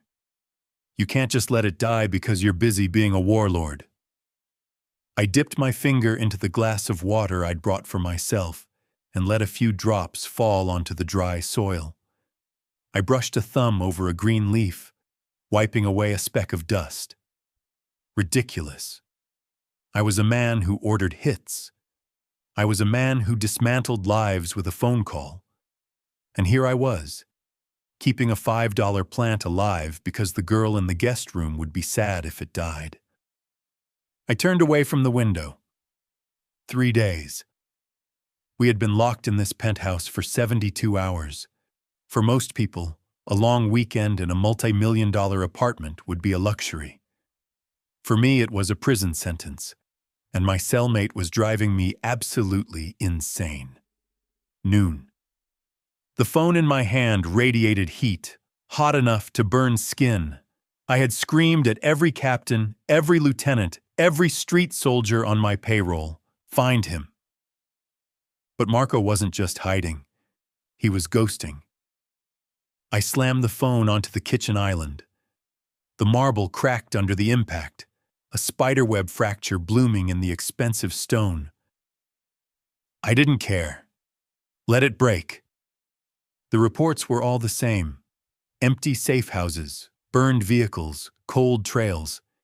He had gone deep underground, likely out of state, or he was being sheltered by someone with resources deeper than mine.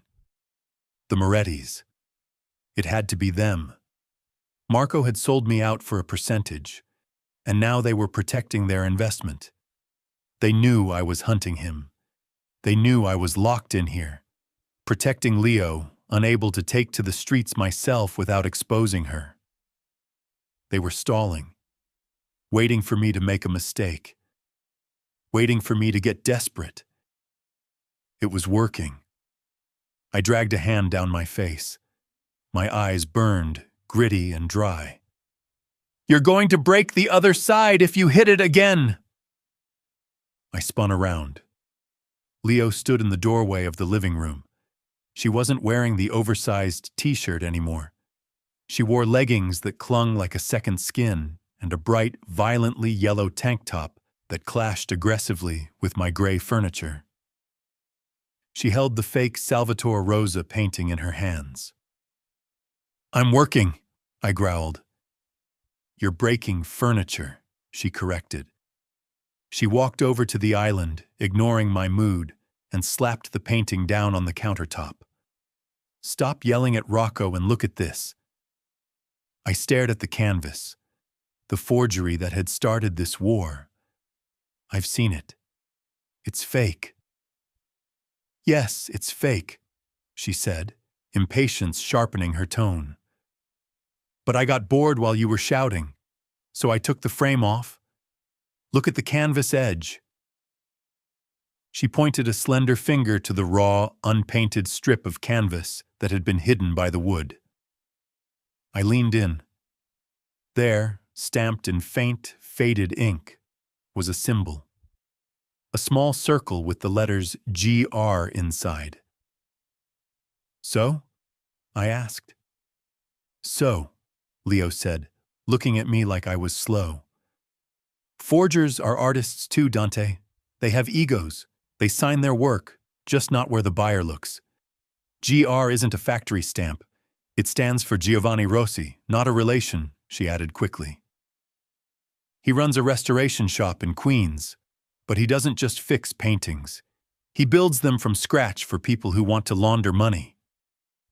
My head snapped up. You know where this shop is? Astoria, she said. If Marco bought this fake, he bought it from Giovanni, and Giovanni keeps records. A lead. A solid, tangible lead. I grabbed my phone. I didn't yell this time. I dialed Rocco. Astoria, I said. Giovanni Rossi. Find him. Squeeze him. He knows where Marco is. I hung up.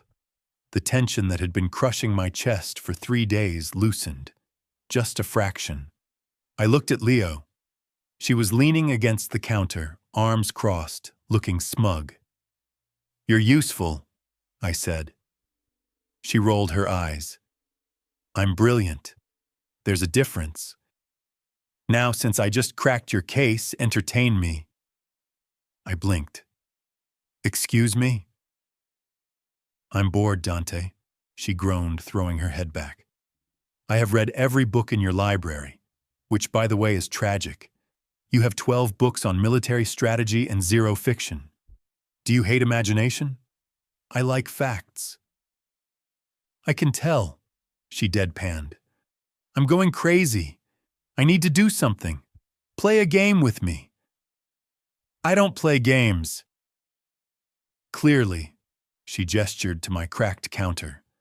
But if you don't give me something to do, I'm going to color coordinate your tie collection. And I will do it badly. I looked at her. She was vibrating with restless energy. The yellow shirt seemed to hum in the stark white room. If I didn't give her an outlet, she would start dismantling my life just to see how it worked. Cards, I said. Her eyes lit up. Poker. I nodded. I walked to the sideboard and pulled out a deck. Black, matte finish, weighted perfectly. We play for money? She asked, following me to the living room rug. Wait, never mind. My money is currently ash.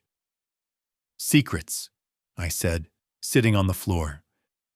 The table felt too formal. The floor felt dangerous, closer to the ground. She raised an eyebrow, settling cross-legged opposite me. Secrets? 5-card draw. If I win, I get to ask a question. You answer honestly. No deflection. No sarcasm. And if I win, ask whatever you want. Deal, she said, shuffling the deck with surprising skill. Her fingers were long, dexterous, artist's hands. We played. For the first hour, the war outside faded. The silence of the penthouse stopped feeling oppressive and started feeling intimate. She was good. She bluffed with a straight face that would have made a professional gambler proud. But I was better. I read people for a living. I tracked the tiny twitch in her eyelid when she had a bad hand. I noted the way she bit her lip when she held an ace. I won the first 3 hands. Why art? I asked, throwing down a pair of kings. Why restoration? She sighed, tossing her losing hand onto the rug. Because I like fixing things. I like taking something that's broken and forgotten and making it beautiful again. It feels hopeful. I looked at the cards. Hopeful. A foreign concept. Next hand. She won. How did you get the scars? She asked, pointing to my chest. I hesitated. The game was truth. A warehouse fire, I said. 10 years ago. A rival gang locked us in. I got my men out, but the roof collapsed on me. She looked at me, eyes soft.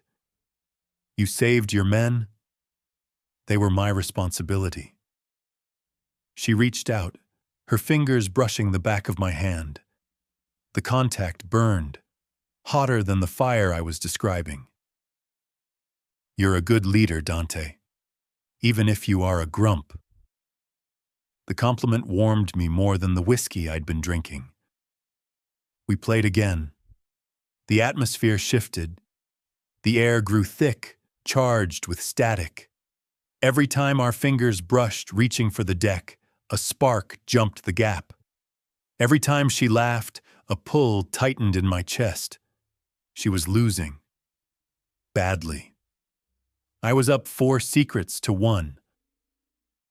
Okay, she said, dealing a new hand. This is it. All in. If I win this, I get the biggest secret. I get to know your real name. I frowned. My name is Dante. No, she said. Your full name. The one on your birth certificate. I bet it's something embarrassing, like Percival or Herbert. It's Dante, I said. Just Dante. Liar, she teased. Deal. I picked up my cards. 3 queens, a jack, a 4, a killer hand. She checked hers. No lip biting, no twitching. She smiled, a slow, wicked curve of her lips that made my breath hitch. I call, she said. She laid down her cards. Royal flush.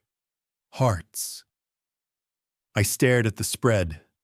Statistically impossible. The odds of a royal flush were astronomical, and I had been watching the deck. I looked up. She grinned like the Cheshire Cat.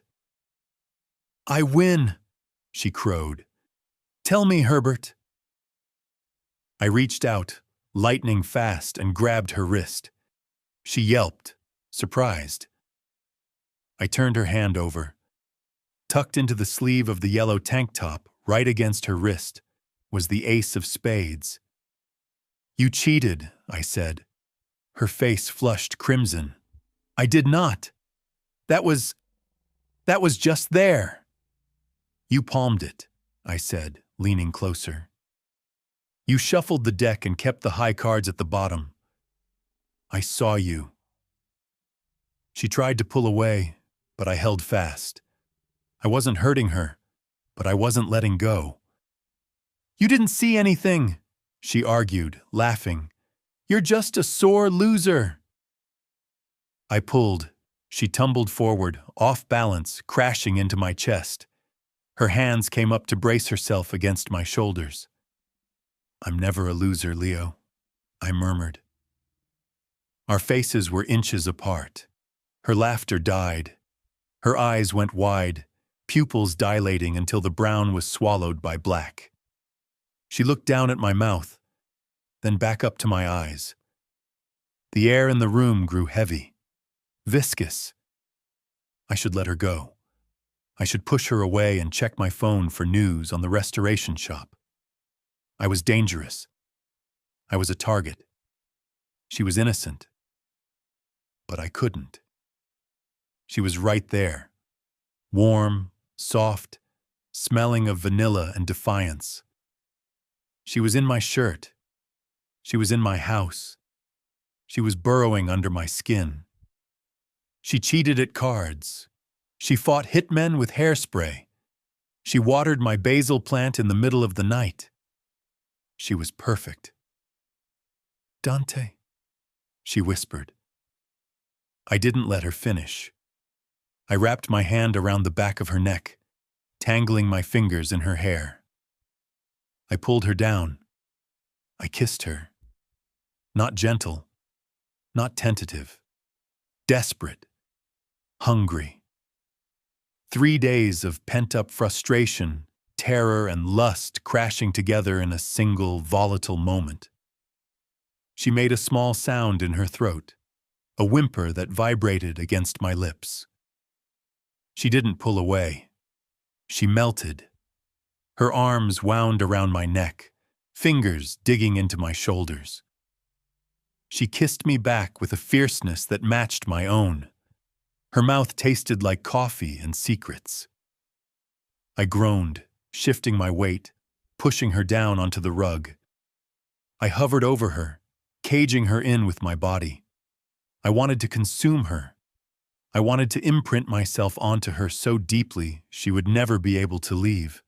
She arched up against me, legs tangling with mine. The friction was maddening. I moved my hand down her side, slipping it under the hem of the yellow top. Her skin was hot, silk and fire. "Leo," I rasped against her lips. "Don't stop," she breathed. "Please don't stop."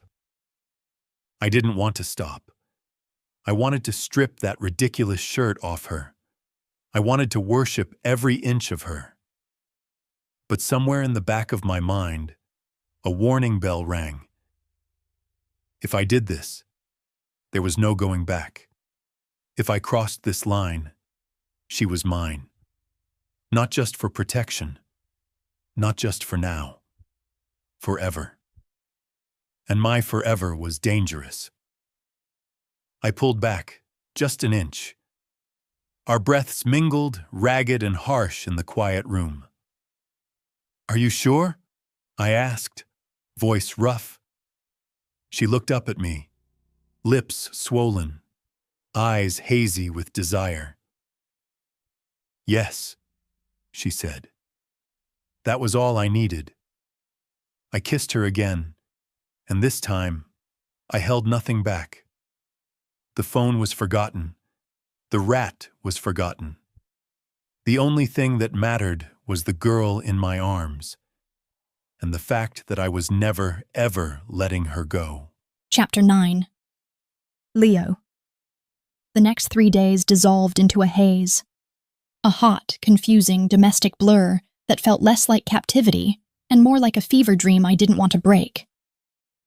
I had lived alone for 5 years. My space was my sanctuary.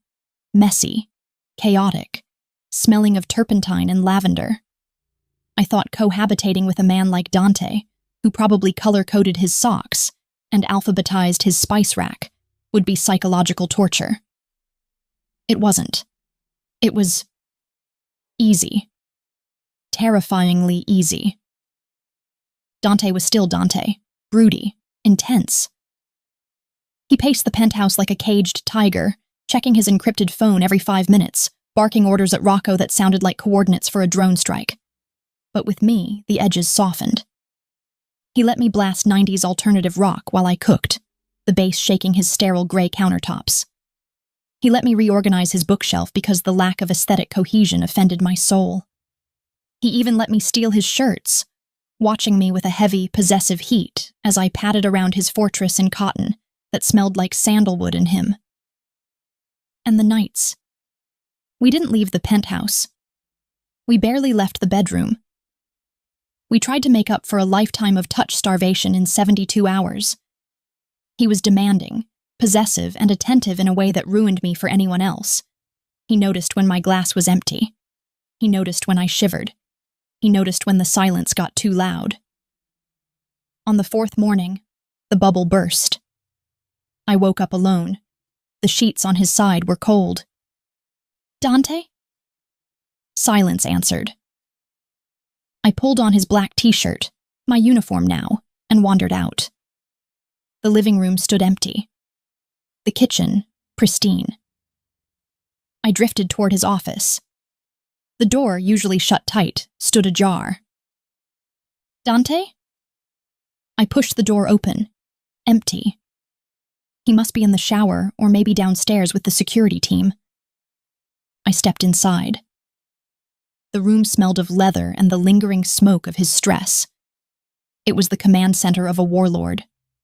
Monitors glowed with stock tickers and security feeds.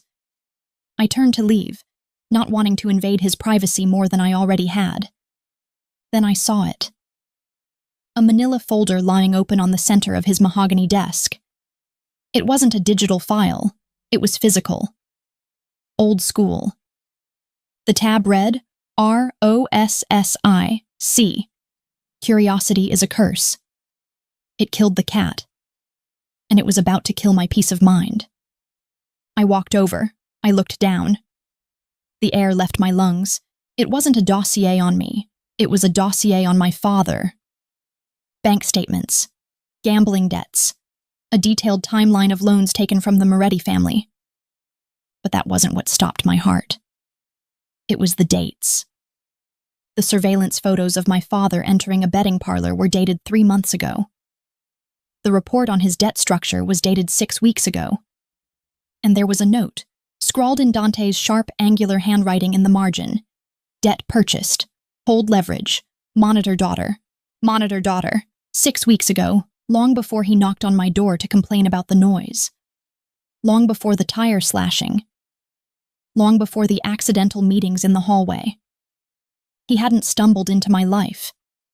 He hadn't saved me because he was a grumpy neighbor with a secret heart of gold.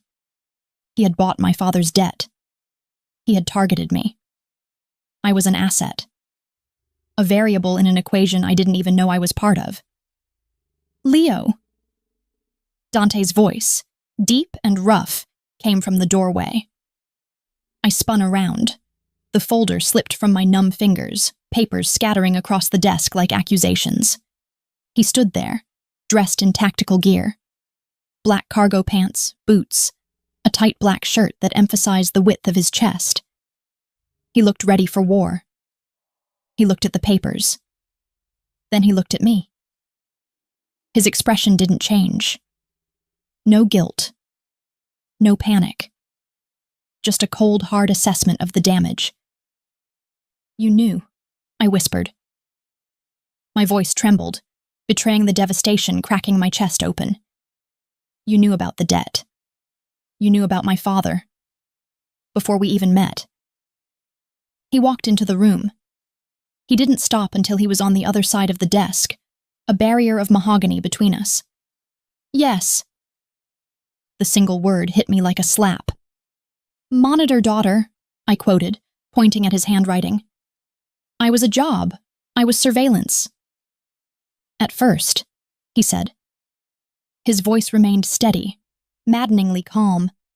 Your father owes millions. The Morettis were circling. I bought the debt to keep them away from my territory. I needed to know if you were involved. And when you found out I wasn't? I demanded. When you found out I was just a broke artist trying to pay rent? Did you tell me? Did you warn me? No.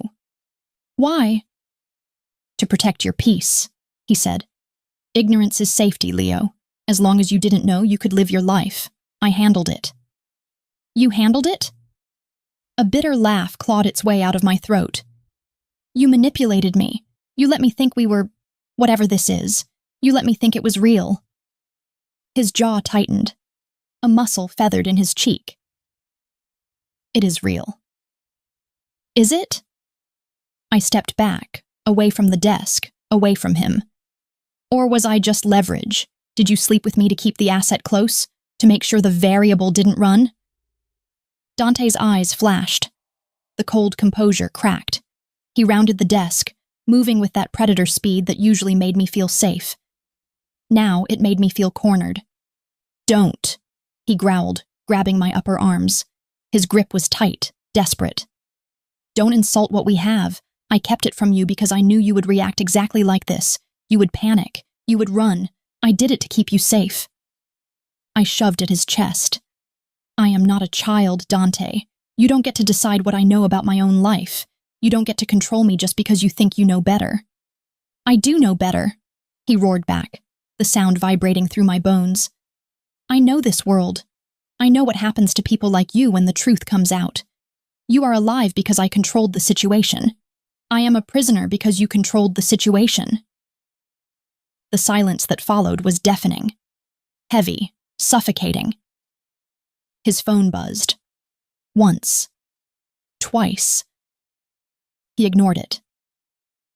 He stared down at me, his eyes searching mine, looking for the softness that had been there this morning. It was gone. He had burned it.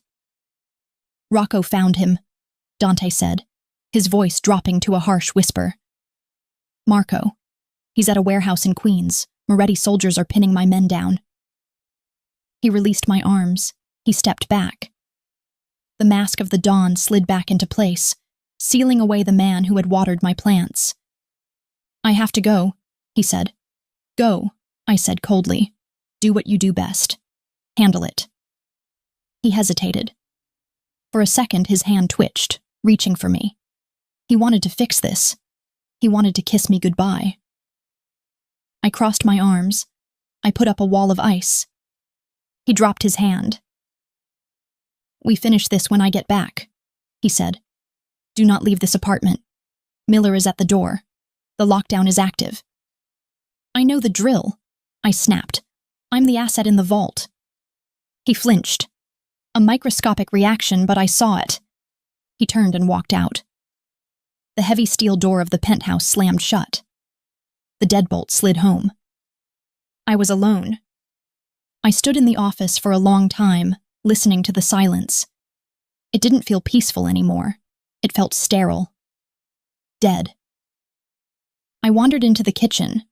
I tried to make coffee, but my hands shook too much. I ended up sitting at the island, staring at my iPad, trying to numb the ache in my chest with work. I opened my email. Nothing. I opened Instagram. A notification sat in my direct messages. My frown deepened. My restoration account was usually quiet. The message came from a blank profile. No picture. Username. User 89402. I opened it. No text, just an image. I tapped the screen. The world stopped. My father. He was tied to a chair. His face was a map of bruises, one eye swollen shut, blood crusting on his split lip. He looked terrified. Behind him, rusted corrugated metal walls, a glimpse of gray water through a dirty window. My hands shook so hard I nearly dropped the tablet. A second message bubbled up. Come alone, or he dies. Then a third. Pier 42. 1 hour. My heart slammed against my ribs, a trapped bird desperate for escape. My father. The man who stole my rent money. The man who abandoned me. The man Dante had bought debt from to monitor me. But looking at the photo, seeing the terror in his remaining good eye. He was still my dad. He was the man who taught me how to mix pigments. The man who used to carry me on his shoulders at the Met. Dante said he was handling it. Dante said I was safe. But Dante had lied. He had lied about everything from the start. Monitor, daughter. If I stayed here, I was safe. I was the asset in the tower. If I stayed here, my father died. The Morettis knew Dante was gone. They knew he was in Queens chasing Marco. They had timed this perfectly. They were drawing me out. I looked at the front door. Locked. Miller was outside. Dante's orders were absolute. I couldn't walk out. I paced the kitchen. The anger at Dante mixed with the terror for my father, creating a volatile chemical reaction in my blood. I couldn't sit here. I couldn't let my father be executed while I sat in a gray penthouse eating croissants. I had to go. But how? The balcony was a 40-story drop. The elevator was locked down. I stopped pacing. My eyes landed on the pantry door. 3 days ago, I had complained about the ventilation noise. Thin floors, Dante had said.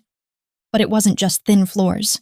It was the industrial HVAC system of a repurposed factory. The main shafts were wide. I ran to the pantry. I shoved boxes of imported pasta and cans of San Marzano tomatoes aside.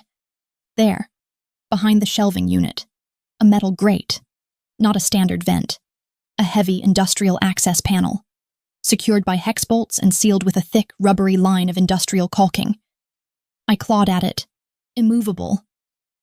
I ran my fingers over the sealant, silicone-based, hardened. A kitchen knife would snap against it. Dante's security was perfect. Bulletproof glass, biometric locks. But he hadn't planned for an art restore. I ran to the guest room. I dug through my tote bag, tossing clothes aside until my fingers brushed cool glass. A small bottle of xylene, a powerful solvent. I used it to strip varnish from stubborn oil paintings. It dissolved organic compounds. It melted rubber. I grabbed my toolkit, steel sculpting picks, tempered, fine point, designed to remove microscopic debris from canvas but strong enough to pick a lock. I sprinted back to the pantry. I soaked a rag in the xylene. The chemical smell bit into my nose, sharp and dizzying. I pressed the rag against the sealant surrounding the grate. I counted the seconds. 1 minute. 2. I peeled the rag back. The silicone had turned to sludge. I wiped it away, leaving the metal bare. Step 1. Now the bolts. Hexagonal security screws. Impossible without a wrench, or patience. I inserted 2 steel picks into the head of the first bolt. I applied pressure, twisting them against each other for leverage. The same controlled force I used to tighten canvas stretchers. The bolt groaned. It turned a fraction of an inch. Sweat dripped down my back. Come on. I twisted again. The bolt gave. One by one, I worked them loose. My fingers cramped. My heart thundered in my ears, counting down the minutes I had left to get to Pier 42. The last bolt fell with a metallic clink. I pulled the grate. It swung open on heavy hinges, revealing a dark, dusty throat that swallowed the light. The service chase. I ran back to the bedroom. I stuffed pillows under the duvet, shaping them into a sleeping form. It wouldn't fool anyone up close, but on a security monitor, it might buy me 10 minutes. I grabbed my bag. Flashlight. Paring knife. I crawled into the pantry. The shaft smelled of dust and old grease. I shimmied on my stomach, dragging myself toward the ladder. I didn't look down. I didn't think about the rats. I thought about the lie in Dante's handwriting. Monitor, daughter. I climbed. When I reached the ground floor, the exit grate was locked. Panic flared. I shone the light through the bars. A janitor's closet. A mop handle leaned against the wall, just out of reach. I extended my arm, straining until my shoulder popped. My fingers brushed the wood. I hooked it. I wedged the handle against the latch mechanism of the grate and shoved. Click. The latch sprang. I tumbled out onto the linoleum floor, covered in dust and cobwebs. I slipped out the service door into the alley. The city roared to life around me. Sirens wailed in the distance, maybe heading toward Queens, toward Dante. I walked 2 blocks, head down, until I found a busy intersection. I hailed a cab. Pier 42, I told the driver, and hurry. I sat back as the cab merged into traffic. I was walking into a trap. I knew that. But I wasn't just saving my father. I was running away from the man who had turned my life into a dossier. I always come back, Dante had promised. I hoped he was right, because I had a feeling I was going to need him before this night was over. And if he did come back, he was going to be furious. Chapter 10. Dante. The warehouse smelled of rust, standing water, and imminent death. Shadows pooled thick in the cavernous space, swallowing the light from the few caged bulbs hanging from the rafters. Shipping containers formed a maze of steel canyons. I moved through it like a wraith, footsteps silent on the concrete. Senses dialed to a frequency that picked up the drip of a leaking pipe 50 feet away. Rocco was somewhere in this labyrinth. Marco was somewhere in here. And they weren't alone. Gunfire erupted ahead. Short, controlled bursts echoing off the metal walls. I rounded a corner and saw them. A scene painted in desperation and violence. Marco stood on a rusty catwalk suspended above the main floor, his silhouette stark against the grime-streaked windows. His suit was rumpled, tie loose. The picture of a man whose house of cards was collapsing. He was flanked by 3 Moretti soldiers, Assault rifles trained on the ground below. Beneath them, pinned behind a stack of wooden crates, crouched Rocco. Blood streamed from a cut above his eye, painting half his face crimson, but he fired back with grim determination. "Give it up, Rocco!" Marco shouted, his voice cracking with hysteria. "It's over. The Morettis control the ports now. Dante is finished." I didn't shout back. I didn't announce my arrival. I just aimed. I exhaled. The soldier on the left dropped, a clean hole in his chest. He tumbled over the railing, hitting the concrete with a sickening thud.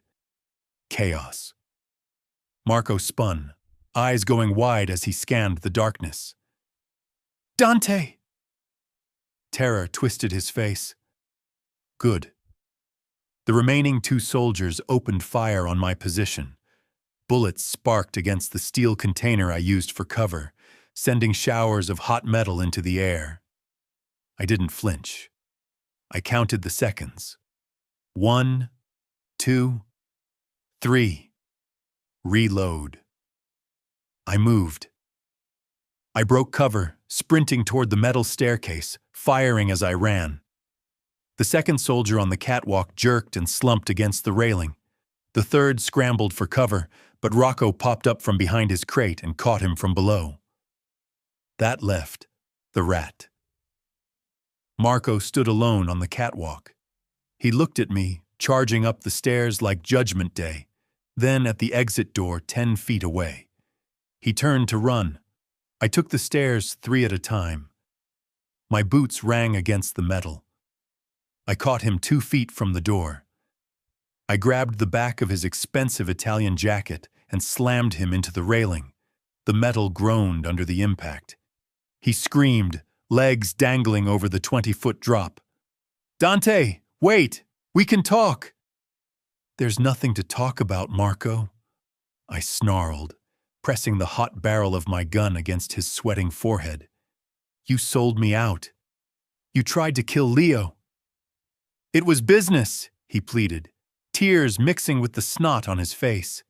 "It was just business. The Morettis offered me a percentage.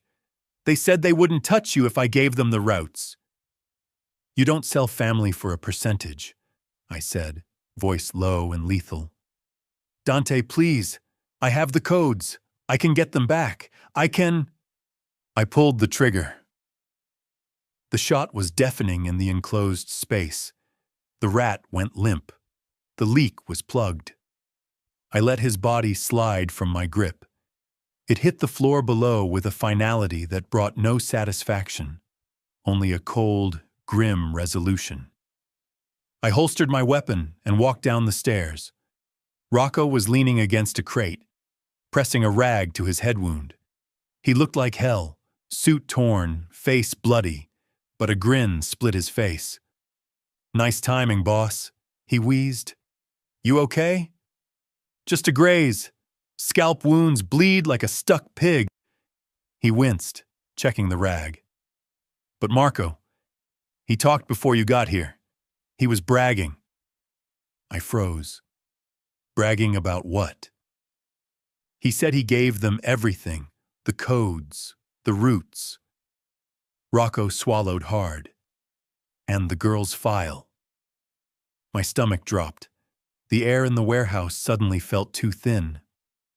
The girl's file? Yeah. He told the Morettis about Leo, about her dad, about how you have her locked up in the tower. Panic, cold and sharp, pierced the adrenaline. I ripped my phone from my pocket. I pulled up the security feed for the penthouse. Black screen, signal lost. Damn it! I dialed Miller, straight to voicemail. I dialed the landline in the penthouse. Dead air. "Can you walk?" I asked Rocco. "Yeah. Let's go. Now." We tore back to the city. I drove like a madman, weaving through traffic, mounting sidewalks, running red lights. The engine roared. but it wasn't loud enough to drown out the silence on the other end of the phone. Monitor, daughter. The words from the file I had left on my desk haunted me. She had seen it. She knew. And now the signal was dead. We screeched to a halt in front of the building. The lobby was dark. I burst through the doors, gun drawn. Miller lay on the floor behind the concierge desk, a nasty gash on his head, unconscious, but breathing. The other guards were missing. I ran for the elevator. The panel was dark, disabled. "Stairs!" I shouted to Rocco. 40 flights. My lungs burned. My legs screamed with lactic acid. I didn't slow down. I fueled myself on terror. Please be there. Please be angry. Please be throwing things. Just be there. I kicked open the penthouse door. The apartment was silent. Not the peaceful silence of a home, but the hollow silence of a tomb. "Leo!" I roared. No answer. I sprinted to the guest room. The door was locked. I kicked it in, wood splintering around the frame. The bed was made. A lump rested under the duvet. Relief surged, weak and desperate. "Leo?" I ripped the covers back. Pillows. She was gone. I stared at the empty bed. Rage, hot and blinding, surged through me, battling with a nausea so intense I almost doubled over. Where was she? The doors were locked. The elevator was down. I ran to the kitchen. The pantry door stood open. Cans of tomatoes were shoved aside. The heavy metal grate, which should have been sealed shut, lay on the floor. The dark throat of the service shaft gaped open. She had crawled out, through the vents, like a rat. No, like a desperate animal escaping a trap. "My God," I whispered. "She's insane." Brave. Stupid. Insane. My eyes snagged on her iPad, sitting on the marble counter. The screen glowed in the dim light. I walked over. A message. An image. Carlo Rossi. Tied to a chair. Beaten. Come alone. Or he dies. Pier 42. 1 hour. I slammed my fist onto the marble counter. The crack from earlier shattered completely. A chunk of stone crashing to the floor. She had gone to save him. She had walked right into a kill box to save the man who sold her out. She didn't know. She didn't know he was the villain. She thought she was being a hero. Rocco stumbled into the apartment, chest heaving, face pale. "Boss?" stumbled into the apartment, chest heaving, face pale. "Boss?" "Get the car," I said. My voice sounded foreign to my own ears, deadly calm, void of humanity. "Where is she?" "Pier 42, I said, "with the Morettis." Rocco swore, a harsh sound. "That's a trap, Dante. It's a kill box. We can't just walk in there." "Watch me." I stalked to my office. I opened the biometric safe behind my desk. I pulled out everything.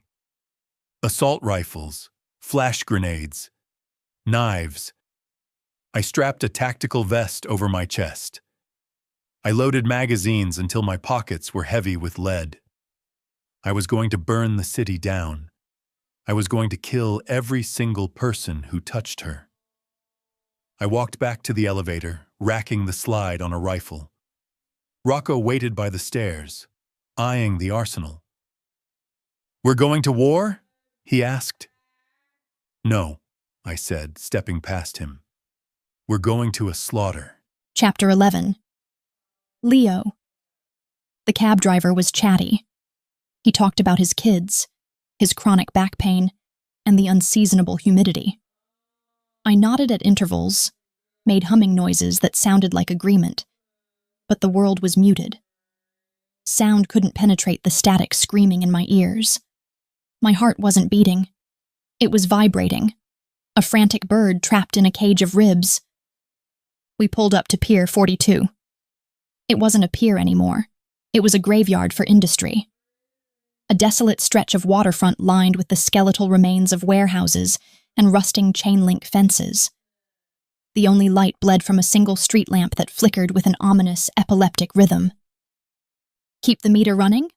the driver asked, eyeing the shadows nervously. "No."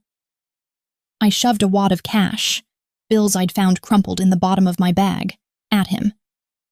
"Go, don't wait." He didn't argue.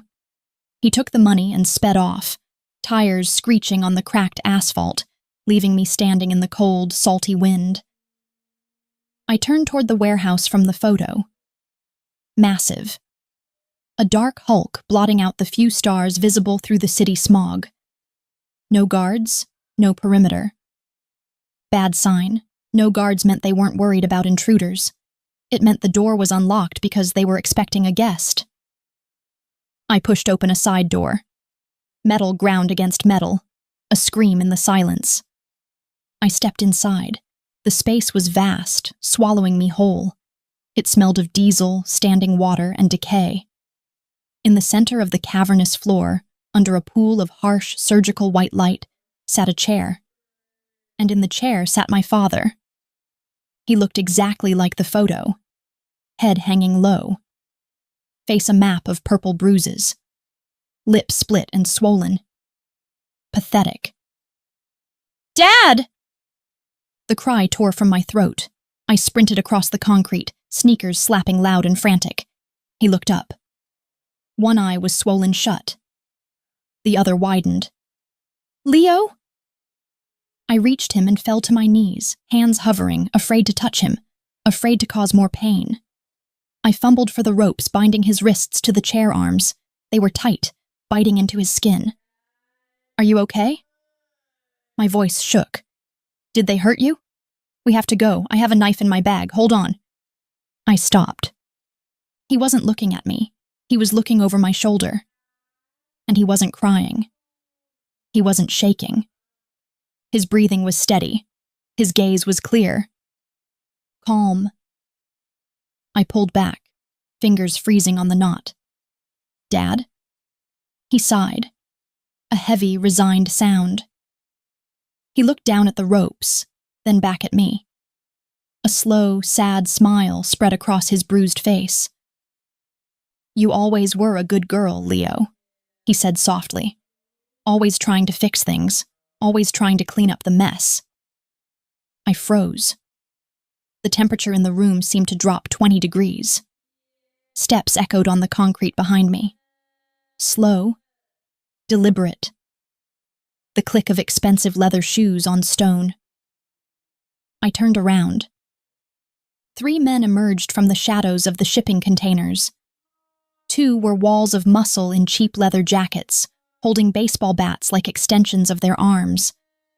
The third was older, dressed in a silk suit that looked jarringly out of place amidst the grime. Silver hair. A face carved from cold marble. Paolo Moretti. I recognized him from the news, from the files on Dante's desk. "Welcome, Leonora," he said. His voice was smooth, viscous like oil. "We were wondering if you would show up." I stood up, putting myself between him and my father. A useless gesture, but instinct took the wheel. "Let him go," I said. My voice wavered, but I held my ground. "You wanted me. I'm here. Let him go." Moretti laughed, a dry, humorless sound that scraped against my nerves. "Oh, we're not holding him, my dear. He's here voluntarily." I blinked. "What?" I turned back to the chair. "Dad?" I whispered. One of the guards walked past me. He didn't hit my father. He pulled a pocket knife and sliced the ropes with a casual flick of his wrist. My father stood up. He rubbed his wrists, wincing slightly, but there was no fear in his movement. He walked past me. He walked to a metal table near the wall where a silver briefcase sat waiting. He popped the latches. Inside, neat stacks of cash glowed under the warehouse lights. My father ran his hands over the money. He looked at it with a tenderness he had never shown me. He looked at it like it was his child. "It's a lot of money, Leo," he said, his back to me. "More than I owe. Enough to start over. Brazil, maybe. Or Thailand." The air left the room. My lungs pumped, but nothing went in. You sold me?" I choked out. He turned around. He looked tired. Not guilty. Just weary. "Look, Leo. You were always trouble. Always asking questions. Always needing things. Shoes. Paint. Tuition. You cost me a fortune." He shrugged. A casual gesture. Like he was discussing a bad stock option, not his daughter. "At least now you're worth something," he said. "Dante Moretti is obsessed with you. Paolo here says he'll pay double just to watch Dante bleed trying to get you back. It's just business, sweetheart. Business." My knees gave out. I stumbled back, hip hitting the metal chair he had just vacated. Dante was right. He had told me. He had warned me. He's a crook, Leo. He's a rat. And I had defended him. I had yelled at Dante. I had climbed through a ventilation shaft, stripped the skin off my knees, and walked into a trap because I thought Dante was the villain and my father was the victim. I was an idiot. A naive, stupid idiot. Moretti walked closer, eyeing me with cold appraisal. "She's pretty," he said to my father. "Feisty, too. I like feisty." My father didn't even look at me. He closed the briefcase with a solid click. "Just get me to the airport, Paolo. That was the deal." Moretti nodded to one of his guards. "Get him a car." The guard led my father away. He walked past me without a glance. He didn't say goodbye. He didn't say sorry. He clutched his money to his chest and walked out of my life. I watched him go. The warehouse door slammed shut. The sound echoed like a gunshot. And something inside me snapped. The heartbreak vanished. The shock evaporated. All that remained was rage. Pure, white-hot, blinding rage. I looked at Moretti. He was smiling at me. He saw a broken girl. He saw a scared little thing abandoned by her daddy. He was wrong. Dante hadn't just protected me. He had taught me. He had shown me what real strength looked like. It wasn't about the absence of fear. It was about what you did when you were terrified. Moretti took a step toward me. "Now," he said, checking his watch. "We wait for your boyfriend. I wonder how long it will take him to—" He turned to grab a beer bottle from the table next to him. He took a sip, relaxed, triumphant. I saw my chance. While his head was tilted back, I moved. I grabbed the metal chair. I swung it. It hit the table with a deafening crash. The beer bottle shattered. Glass exploded, spraying amber liquid and shards everywhere. Moretti jumped back, cursing, shielding his face. "What the hell?" "Grab her!" he shouted at the remaining guard. The guard lunged. I dropped to the floor. I wasn't trying to fight him. I was scrambling. My hand found a shard of brown glass. 3 inches long, jagged, lethal. I clenched it in my fist. I felt it bite into my own palm, the pain sharp and grounding. The guard grabbed me by the hair, hauling me up. "You little bitch!" he growled. I didn't struggle. I let him pull me close. Then I jammed the glass into his thigh. He screamed and let go, clutching his leg. I ran. I didn't run for the door. They would catch me on the open floor. I ran for the maze of shipping containers stacked along the back wall. "Get her!" Moretti roared. "Don't shoot her! We need her alive!" That was my advantage. They couldn't kill me. Not yet. I scrambled up a stack of pallets, tearing my jeans, scraping my skin. I squeezed into a gap between two rusted containers. Dark, tight, smell of ozone and rust. I huddled there, chest heaving, clutching my bloody glass shard. "Come out, Leonora!" Moretti yelled, his voice echoing. "There's nowhere to go. Dante is coming to die, and you're going to watch." I pressed my hand to my mouth to stifle my breathing. I wasn't waiting for Dante. I wasn't waiting for a hero. My father had sold me. He thought I was just a bargaining chip. But chips don't fight back. I gripped the shard tighter, let them come. Chapter 12. Dante. The shipyard was a kill box. I knew it the second I drove through the broken gate. Silence hung heavy and unnatural over the sprawling complex. Darkness pooled in every corner, hiding 100 sniper nests and 1,000 ways to die. I didn't care. I slammed the SUV into park and bailed out before the engine stopped turning. "Stay in the car," I ordered the driver. "If you see anything move that isn't me or the girl, shoot it." I didn't wait for an answer. I moved toward the main warehouse, rifle raised, boots silent on the cracked asphalt. My men were already engaged. Gunfire echoed from the north side of the yard, short bursts punctuated by shouts. The Morettis had set up a perimeter, trying to keep us out. They were failing. They fought for a paycheck. My men fought for their lives, and I fought for something much more dangerous. I flanked the building, moving through the shadows like a ghost. I found a side door, rusted shut. One kick sent it flying inward with a screech of tortured metal. I stepped into the warehouse. Chaos greeted me. Gunfire erupted from the catwalks. Bullets sparked against the metal containers, sending showers of hot sparks into the air. The noise was deafening, a cacophony of violence that vibrated in my teeth. I ignored it all. I scanned the floor, hunting for one thing. Leo. I saw Moretti first. He crouched behind a forklift, screaming orders into a radio. His expensive suit was ruined, torn at the shoulder. Panic etched his features.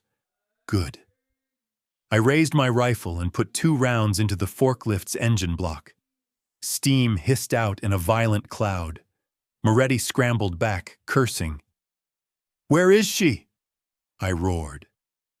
My voice carried over the gunfire. Moretti looked up. He saw me. And for the first time in 10 years, real fear flickered in his eyes. "Kill him!" he screamed at his men. "Kill him now!" Bullets chewed up the concrete around my feet. I dove behind a stack of pallets, returning fire. I took out a guy on the catwalk. He fell, crashing into a pile of crates with a sickening thud. I moved again. Hunting. I checked behind a shipping container. Empty. I checked behind a stack of oil drums. Empty. Then I saw it. A flash of movement near the back wall. A small figure huddled behind a wooden crate. Leo. She wasn't cowering. She wasn't crying. She held a gun. A heavy black pistol, likely scavenged from a fallen guard. She gripped it with both hands, arms shaking violently. Her face was pale, eyes wide and wild, but she aimed. She pointed the gun at the open space in front of her, ready to shoot anything that crossed her line of sight. My heart slammed against my ribs. "Leo!" I shouted. She jerked. The gun swung toward me. I froze. Panic ruled her. She was trigger-happy. If I startled her, she would put a bullet in my chest before she recognized my face. "Leo, it's me!" I yelled, dropping my rifle to my side and raising my hands. "It's Dante! Don't shoot!" She blinked, her eyes focused on me. Recognition flooded her face, followed instantly by a relief so profound her knees buckled. "Dante," she whispered. I ran to her. I slid across the concrete, coming to a stop beside her crate. I grabbed her shoulders. "Are you hurt?" Did they touch you? She shook her head frantically. No, I stabbed him. The guard. I took his gun. I glanced at the weapon in her hand. The safety was still on. She couldn't have fired it even if she wanted to. I reached out and gently pried it from her death grip. I clicked the safety off and tucked it into my belt. I leave you alone for 5 minutes, I growled, voice thick with emotion. And you start a war. She let out a choked laugh that sounded more like a sob. I didn't start it. I just participated. Gunfire erupted again, closer this time. A bullet pinged off the crate right above our heads. Wood splinters rained down on us. We have to go, I said. Now. I pulled her up. I kept my body between her and the shooters, a human shield. Stay low, I ordered. Move when I move. We ran. We wove through the maze of containers, dodging bullets and debris. I fired back blindly, suppressing the Moretti soldiers just enough to keep their heads down. The exit loomed ahead. The door hung open, moonlight spilling onto the dirty floor. Just 10 more feet. Then I saw him. A guard popped up from behind a barrel directly in our path. He raised his rifle. He aimed at Leo. I didn't think. I didn't calculate. I shoved her. Leo went sprawling, skidding across the concrete toward the door. At the same time, I stepped into the line of fire. The impact hit me like a sledgehammer. It spun me around. My shoulder exploded in pain. My arm went numb. I dropped my rifle. "Dante!" Leo screamed. I stumbled, falling to one knee. The world went gray at the edges. The guard racked his slide, preparing to finish the job. I reached for the pistol in my belt with my good hand. It felt miles away. Then a shot rang out. Not from the guard. From behind me. The guard's head snapped back. He dropped. I turned my head. Leo was on her knees near the door. She held the gun I had taken from her, the one with the safety off. Smoke curled from the barrel. She had shot him. She scrambled toward me. She grabbed my good arm and hauled me up. "Get up!" she screamed. "Get up, Dante!" I groaned, forcing my legs to obey.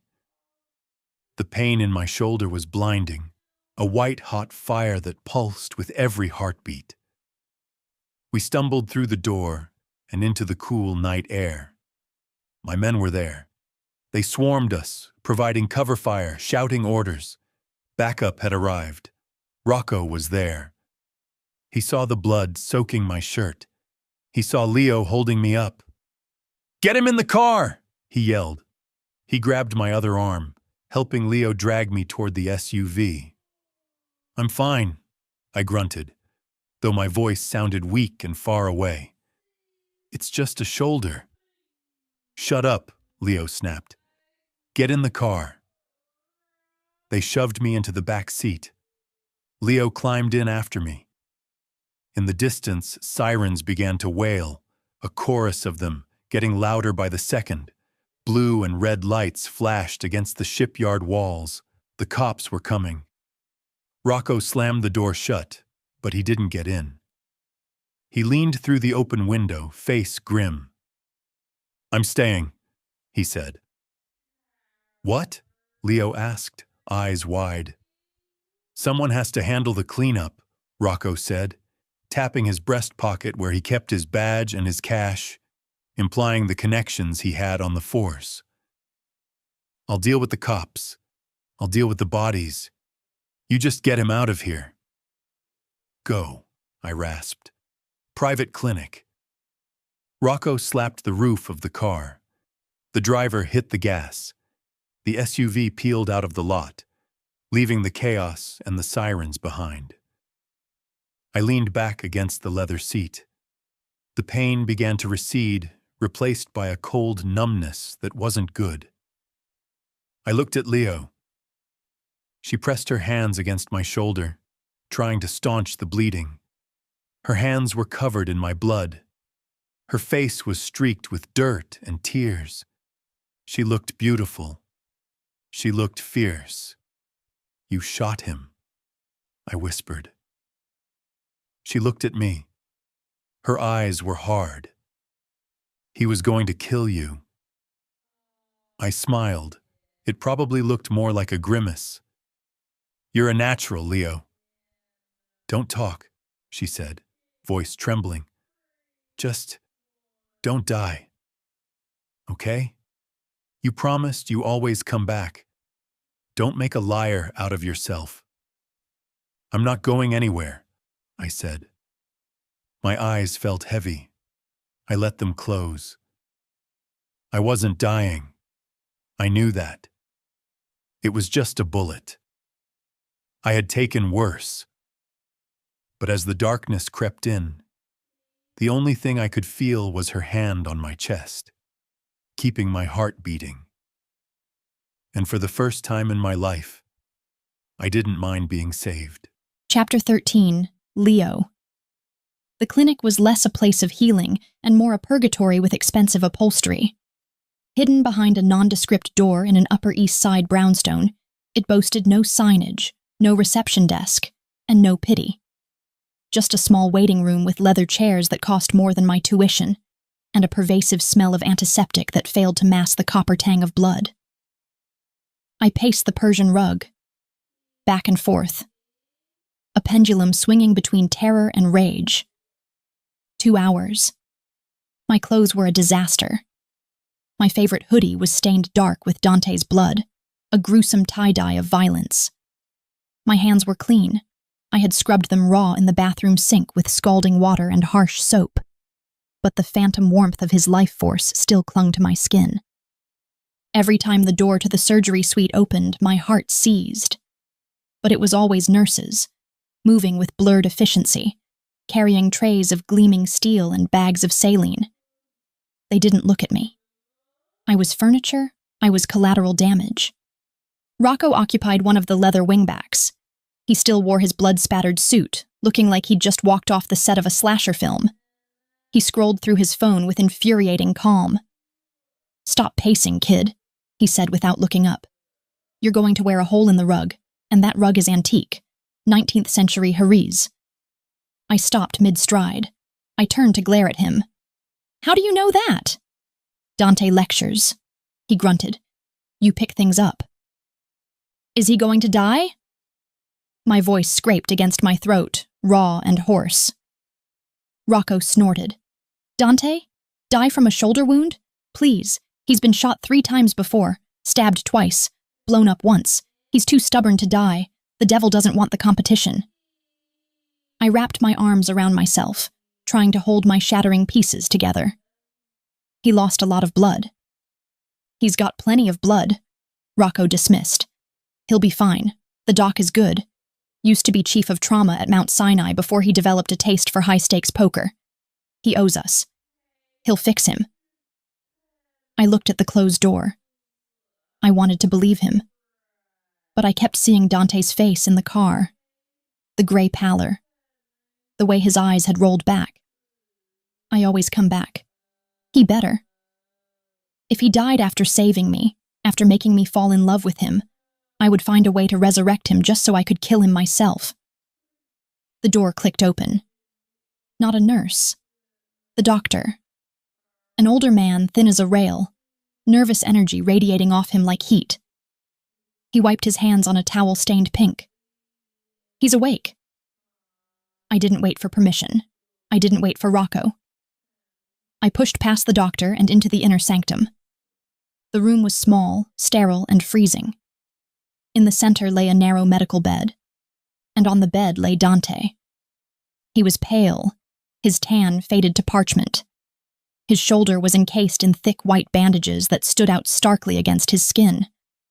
Wires hooked him to a monitor that beeped a steady, reassuring rhythm.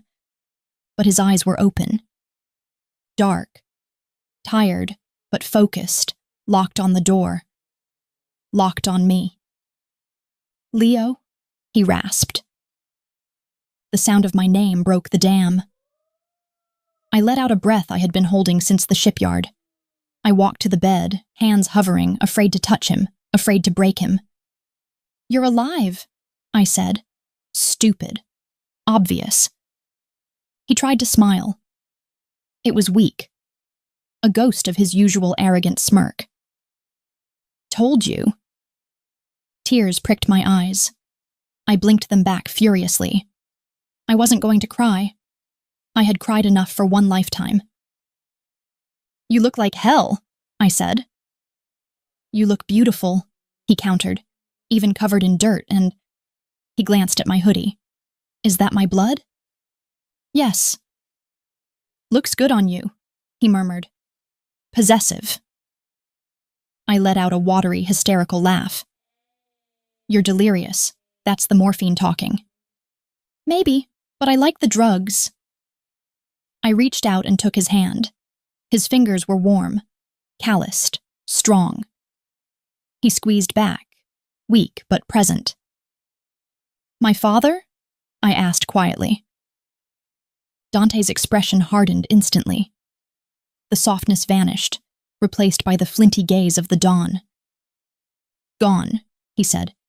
"He got on a plane to Rio an hour ago. Rocco tracked the flight." I nodded. A pang hit my chest, a hollow ache where my heart used to be.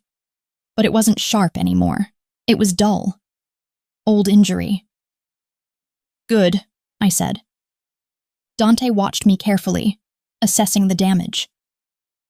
"Do you want me to find him? I can make a call. I can have someone waiting for him when he lands. He won't make it out of the airport." I looked at him. I saw the offer in his eyes. Absolute. Brutal. He would do it. He would drag my father back here or make him disappear into the Brazilian rainforest just because I asked. I thought about the warehouse, the way my father had caressed the money, the way he hadn't even looked at me as he left. "You were always trouble, Leo."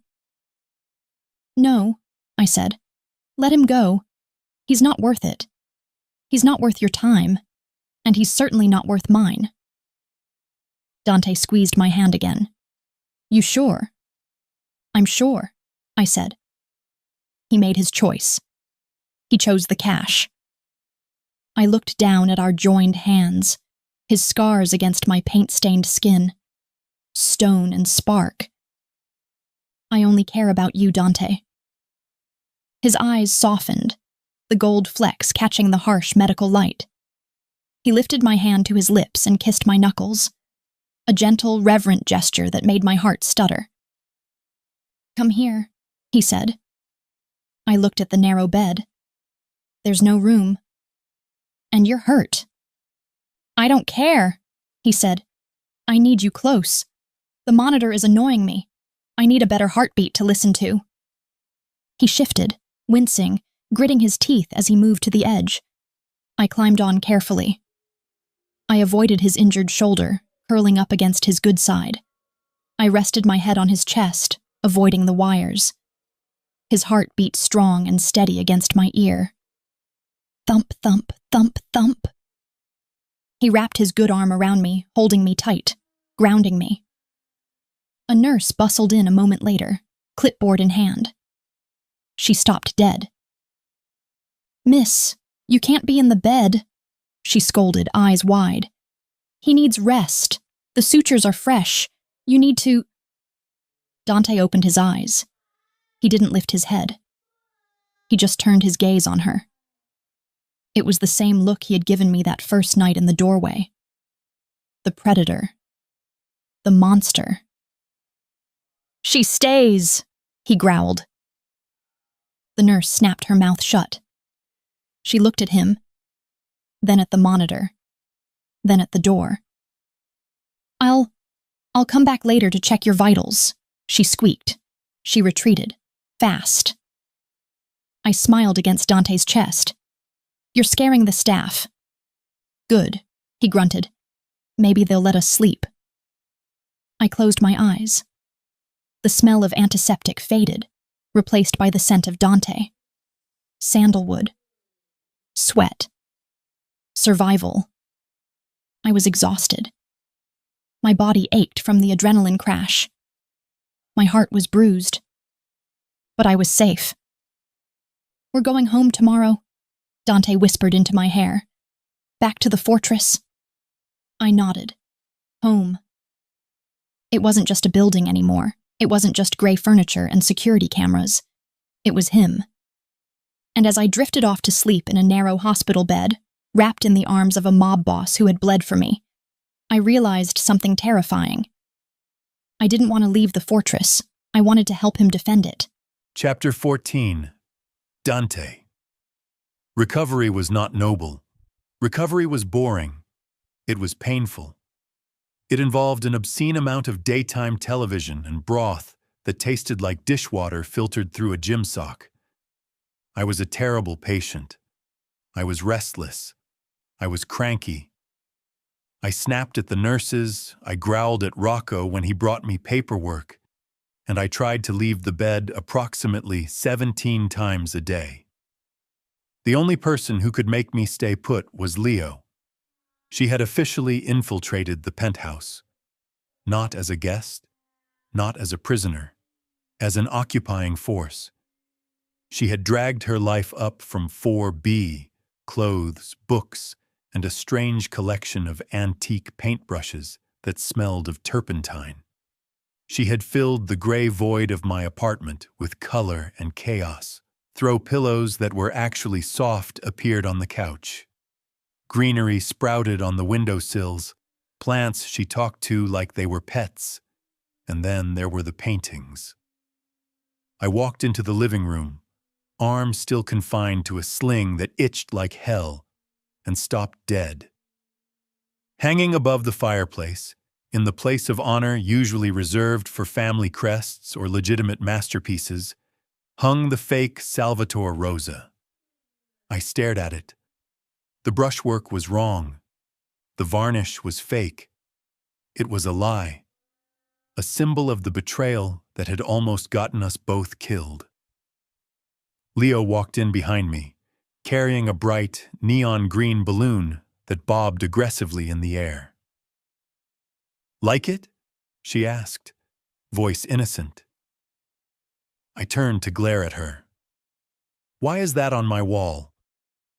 "Because it's a good story," she said, tying the balloon to the back of a minimalist Italian chair. "And because it reminds you that I'm always right." I grunted, eyeing the balloon. It read, "Get well soon," grumpy in cheerful, bubbly letters. "It reminds me that Marco was a thief." "It reminds you that you have good taste in women," she corrected, patting my good arm. "Now sit down. You look pale, and stop scowling at the balloon. You need color. Your aura is beige." I sat. The couch was softer than it used to be. It smelled like her. Vanilla and paint. I watched her pour tea. She wore one of my shirts again, the sleeves rolled up to her elbows. Her hair was in that messy bun that made my fingers itch to pull it down. She looked happy. She looked at home. And that terrified me. The war was over. Marco was dead. The Morettis were broken, their territory seized by the feds after Rocco anonymously leaked their ledgers. The threat was gone, which meant Leo didn't need to be here anymore. She didn't need my protection. She didn't need my fortress. She could go back to her normal life. She could go back to the gallery, to her friends, to a world where people didn't get shot in shipyards. She deserved that life. She deserved better than a scarred monster who couldn't sleep without a gun under his pillow. I had to let her go. The thought made my chest ache more than the bullet wound, but I knew it was the right thing to do. I had to be noble. I had to be selfless. I hated being selfless. "Leo," I said. She looked up, a cookie halfway to her mouth. Hmm? We need to talk. She put the cookie down. Her expression shifted, guarding herself instantly. That tone, that's your I'm the boss tone. I don't like it. It usually precedes you locking me in a room or shooting someone. I leaned forward, wincing as my shoulder pulled tight. You're safe now, I said. The Morettis are gone. Your father is gone. There's no one hunting you. She nodded slowly. I know. Thanks to you. So, you can leave. She blinked. Leave? You can move back downstairs or get a new place. I'll pay for it. You can go back to work. You can have your life back. She stared at me. She didn't look happy. She looked confused, then annoyed. Are you kicking me out? No, I said quickly. I'm setting you free.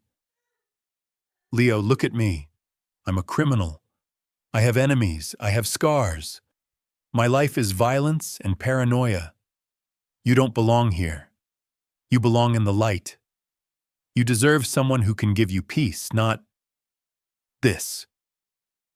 I gestured around the room, at the security monitors, at the gun on the sideboard, at myself. I'm a monster, Leo. I break things. I hurt people. And eventually, I'll hurt you. Not because I want to, but because that's what happens to people close to me. They get caught in the crossfire. I took a breath. My heart pounded against my ribs. Facing a firing squad was easier than this. So you should go, while you can, before I drag you down with me. Silence stretched between us, heavy and thick. Leo looked at me. She catalogued my face, my sling, my eyes. She didn't look scared. She didn't look relieved. She rolled her eyes. Are you done? She asked. I blinked. What? Are you done with the tragic monologue? Because it was very dramatic, very Shakespearean, but also incredibly stupid? She stood up. She walked over to me and stood between my knees. She put her hands on my face, forcing me to look up at her. Her palms were warm, smelling of sugar cookies. You are an idiot, Dante, she said softly. I frowned. I'm trying to save you. I don't need saving, she said. I saved myself, remember? I stabbed a guy. I shot a guy.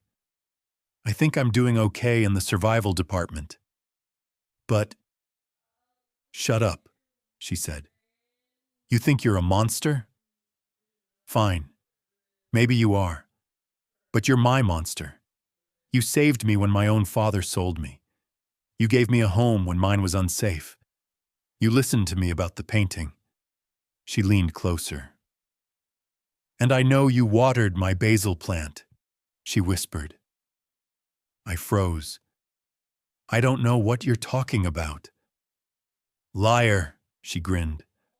I saw you 3 nights ago. You thought I was asleep. You were wiping dust off the leaves like it was a holy relic. Monsters don't water basil, Dante. Heat flushed up my neck. Caught. It looked dry, I muttered. Exactly, she smiled. You nurture things. You protect things. You're not just violence, Dante. You're loyalty, you're protection, and you make really good espresso. She leaned in, her forehead resting against mine. I'm not going anywhere, she whispered. I love your fortress. I love your gray couch. And I love you. So unless you physically throw me out, I'm staying. I stared at her. She loved me. The words hit harder than the bullet. She loved me. The monster. The brute. the man who watered her plants in the dark. I wrapped my good arm around her waist and pulled her into my lap. She settled there easily, like she belonged, like she had always been there. "You're stubborn," I muttered into her neck. "I'm persistent," she corrected. "Just like you." I kissed her. It wasn't desperate like the first time. It wasn't fearful like the last time. It was slow, claiming, a promise sealed in breath and heat. I realized then that I had lost the argument before it even started. I never stood a chance against her. She had walked into my life with a broom handle and a bad attitude, and she had dismantled my defenses brick by brick. "Fine," I said against her lips. "You can stay. But the balloon goes." "The balloon stays," she countered, pulling back with a satisfied smirk. "It matches the plants. It's neon green, Leo. It matches nothing." "It matches my mood," she said. "Now eat a cookie." "You're too skinny." I took the cookie. I looked at the fake painting on the wall. I looked at the ridiculous balloon. I looked at the woman in my lap. My shoulder throbbed. My enemies were dead. My life was complicated. But for the first time in forever, my fortress didn't feel empty.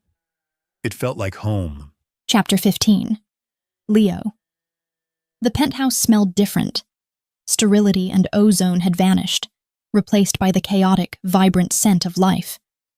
Fresh basil from the herb garden thriving on the balcony, the one Dante secretly watered when he thought I was asleep, mixed with the sharp tang of turpentine from my new studio in the guest room. And tonight, overriding it all, the rich aroma of garlic, expensive Barolo, and raucous laughter filled the air. 6 months. It felt like a lifetime. It felt like 5 minutes. I leaned against the kitchen counter, sipping wine, observing the invasion of Dante's fortress. The crew had assembled. Rocco, looking surprisingly dapper in a suit free of bloodstains, held court near the fireplace. Miller, the guard who had failed to stop my ventilation shaft escape, laughed as he recounted the story to a new recruit, gesturing wildly with a breadstick. Even the doctor from the clinic had joined, looking healthier and less twitchy than the night he stitched Dante back together. A family dinner. Dysfunctional, dangerous, heavily armed, and perfect. Dante sat at the head of the table. He didn't brood. He didn't check the security feed on his phone every 30 seconds. He leaned back, a glass of red wine loosely gripped in his hand, listening to Rocco's story. A small, genuine smile played on his lips, softening the harsh lines of his face. Then he looked up. His gaze cut through the noise and found me across the room. The smile deepened. Not the polite, terrifying smile he gave his business associates. The private smile. The one that promised trouble. The one that said, "Come here." I pushed off the counter, smoothing the emerald green silk of my dress. A far cry from bunny slippers and oversized t-shirts, but just as comfortable in this new world we had built.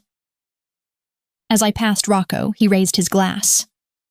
"To the boss," he toasted. Then he winked at me. "And to the boss's boss." Laughter erupted around the table. Dante rolled his eyes, but as I approached, his hand shot out, wrapping around my wrist. He pulled. I tumbled into his lap. I settled there easily, wrapping an arm around his shoulders, my fingers brushing the hair at the nape of his neck. He felt solid. Warm. Mine. "Are they behaving?" I whispered against his ear. "Mostly," he murmured, his hand resting possessively on my thigh, thumb tracing slow circles on the silk. "Rocco is trying to convince the new guy that you're a ninja." I laughed. "I'm not a ninja, I'm just resourceful." "And dangerous," Dante added, his voice vibrating against my ribs. "Don't forget dangerous. You shot a guy, Leo. My men are still terrified of you. Good. Fear commands respect. My gaze wandered the room. The penthouse had transformed. The stark, hospital-white walls were gone, painted a warm, creamy beige that caught the evening light. The fake Salvatore Rosa hung proudly over the fireplace, a constant, hilarious reminder of our disastrous beginning. But flanking it were real paintings, legitimate acquisitions I had scouted at auctions. He was going legitimate. Slowly. Painfully. You don't just wake up one day and retire from being a mob boss. But the shift had started. Real estate investments. Tech startups. Funding my restoration studio. He used his terrifying reputation to keep the peace rather than start wars. And I helped. I vetted the investments. I checked the provenance of the art. I used my eyes, the eyes that saw the truth beneath the varnish, to make sure he never got played again. We were a team. The artist and the enforcer. Beauty and the beast. The dinner wound down. The crew filtered out, offering respectful nods and promises to see us next week. When the elevator doors slid shut on the last of them, silence reclaimed the penthouse. But not the heavy, lonely silence of before. A comfortable, shared quiet. Dante stood up, shifting me to my feet. He offered his hand. Come outside. I took it. He led me onto the balcony. Manhattan sprawled below us, a carpet of glittering diamonds on black velvet. The wind whipped past, cool and biting, but Dante draped his suit jacket over my shoulders, enveloping me in his heat. We stood at the railing, watching the city breathe. It's beautiful tonight, I said. He didn't look at the skyline. His dark eyes remained fixed on me. It is, he agreed. He reached into his pocket. My breath hitched. He pulled out a small black velvet box. He didn't kneel. That wasn't Dante's style. He wasn't asking a question. He was stating a fact. He snapped the box open. Inside sat a ring. It wasn't a diamond. It wasn't clear or white or, God forbid, gray. It was a stone of a very specific, brilliant blue. It shimmered in the low light, a vibrant, piercing azure that seemed to glow from within. I stared at it. I knew pigments. I knew light. It was cerulean. Dante watched my face, gauging the reaction. Do you recognize the color? He asked softly. I looked up, throat tight. It's perfect. But why? It took me 2 months to find a gem that matched, he said. Matched what? The paint, he said. The smudge on your cheek the morning I picked you up. And the color you were screaming about the first night you banged on my door. You said you were trying to match a patch of blue sky no bigger than a fingernail. I stared at him. My mouth fell open. You remembered that? I remember everything, Leo, he said. I remember the yellow ochre on your chin. I remember the bunny slippers. I remember you telling me that you restore things people have forgotten. He took the ring from the box. He took my left hand. And, he added, a smirk tugging at the corner of his mouth, I knew if I bought you a gray diamond, you'd throw it off the balcony. You hate gray. I laughed, a wet, choked sound. I do hate gray. This is your sky, Leo, he said, sliding the ring onto my finger. It fit as if made for me. The one you were fighting to fix. Tears pricked my eyes, hot and fast. He hadn't just bought jewelry. He had bought a piece of the moment he fell for me. He had paid attention to the messy, chaotic details of my life when I thought he was just a monster in a suit. Dante? I whispered. This isn't a proposal, he said, voice turning serious. I'm not asking you to marry me, not yet. I know you want to build your studio. I know you want your independence. He held my hand, thumb brushing the blue stone. This is a promise, a marker. It tells the world that you're mine, that I'm yours, that no matter what happens, No matter what wars we fight or what demons we face them together. He looked into my eyes. The darkness of his past still lingered there, shadows that would never fully fade, but a fierce, burning light lived there now, too. "You saved me, Leo," he rasped. "You walked into my fortress with a broom handle and you saved me from myself. I am yours. Forever." I looked at the ring, my sky. "You are ridiculous," I said, wiping a tear from my cheek. "You found a gem to match my stress-induced paint smudge?" He smirked, that familiar, arrogant expression I loved more than oxygen. "I'm a man of detail, Leo. You know that." "Shut up," I said, "and kiss me." He didn't hesitate. He pulled me close, wrapping his arms around me, burying his hands in my hair. He kissed me with the same hunger, the same desperation, the same consuming passion as that first time on the rug. But this time, fear didn't taste like copper in my mouth. No goodbyes lingered in the touch. Just a promise. Stone and spark. We were opposites. The artist and the criminal. The chaos and the control. But together we had built a fire that would never burn out. And as I melted into him, high above the city that had tried to break us, I knew one thing for certain. My neighbor was loud, he was dangerous, he was trouble.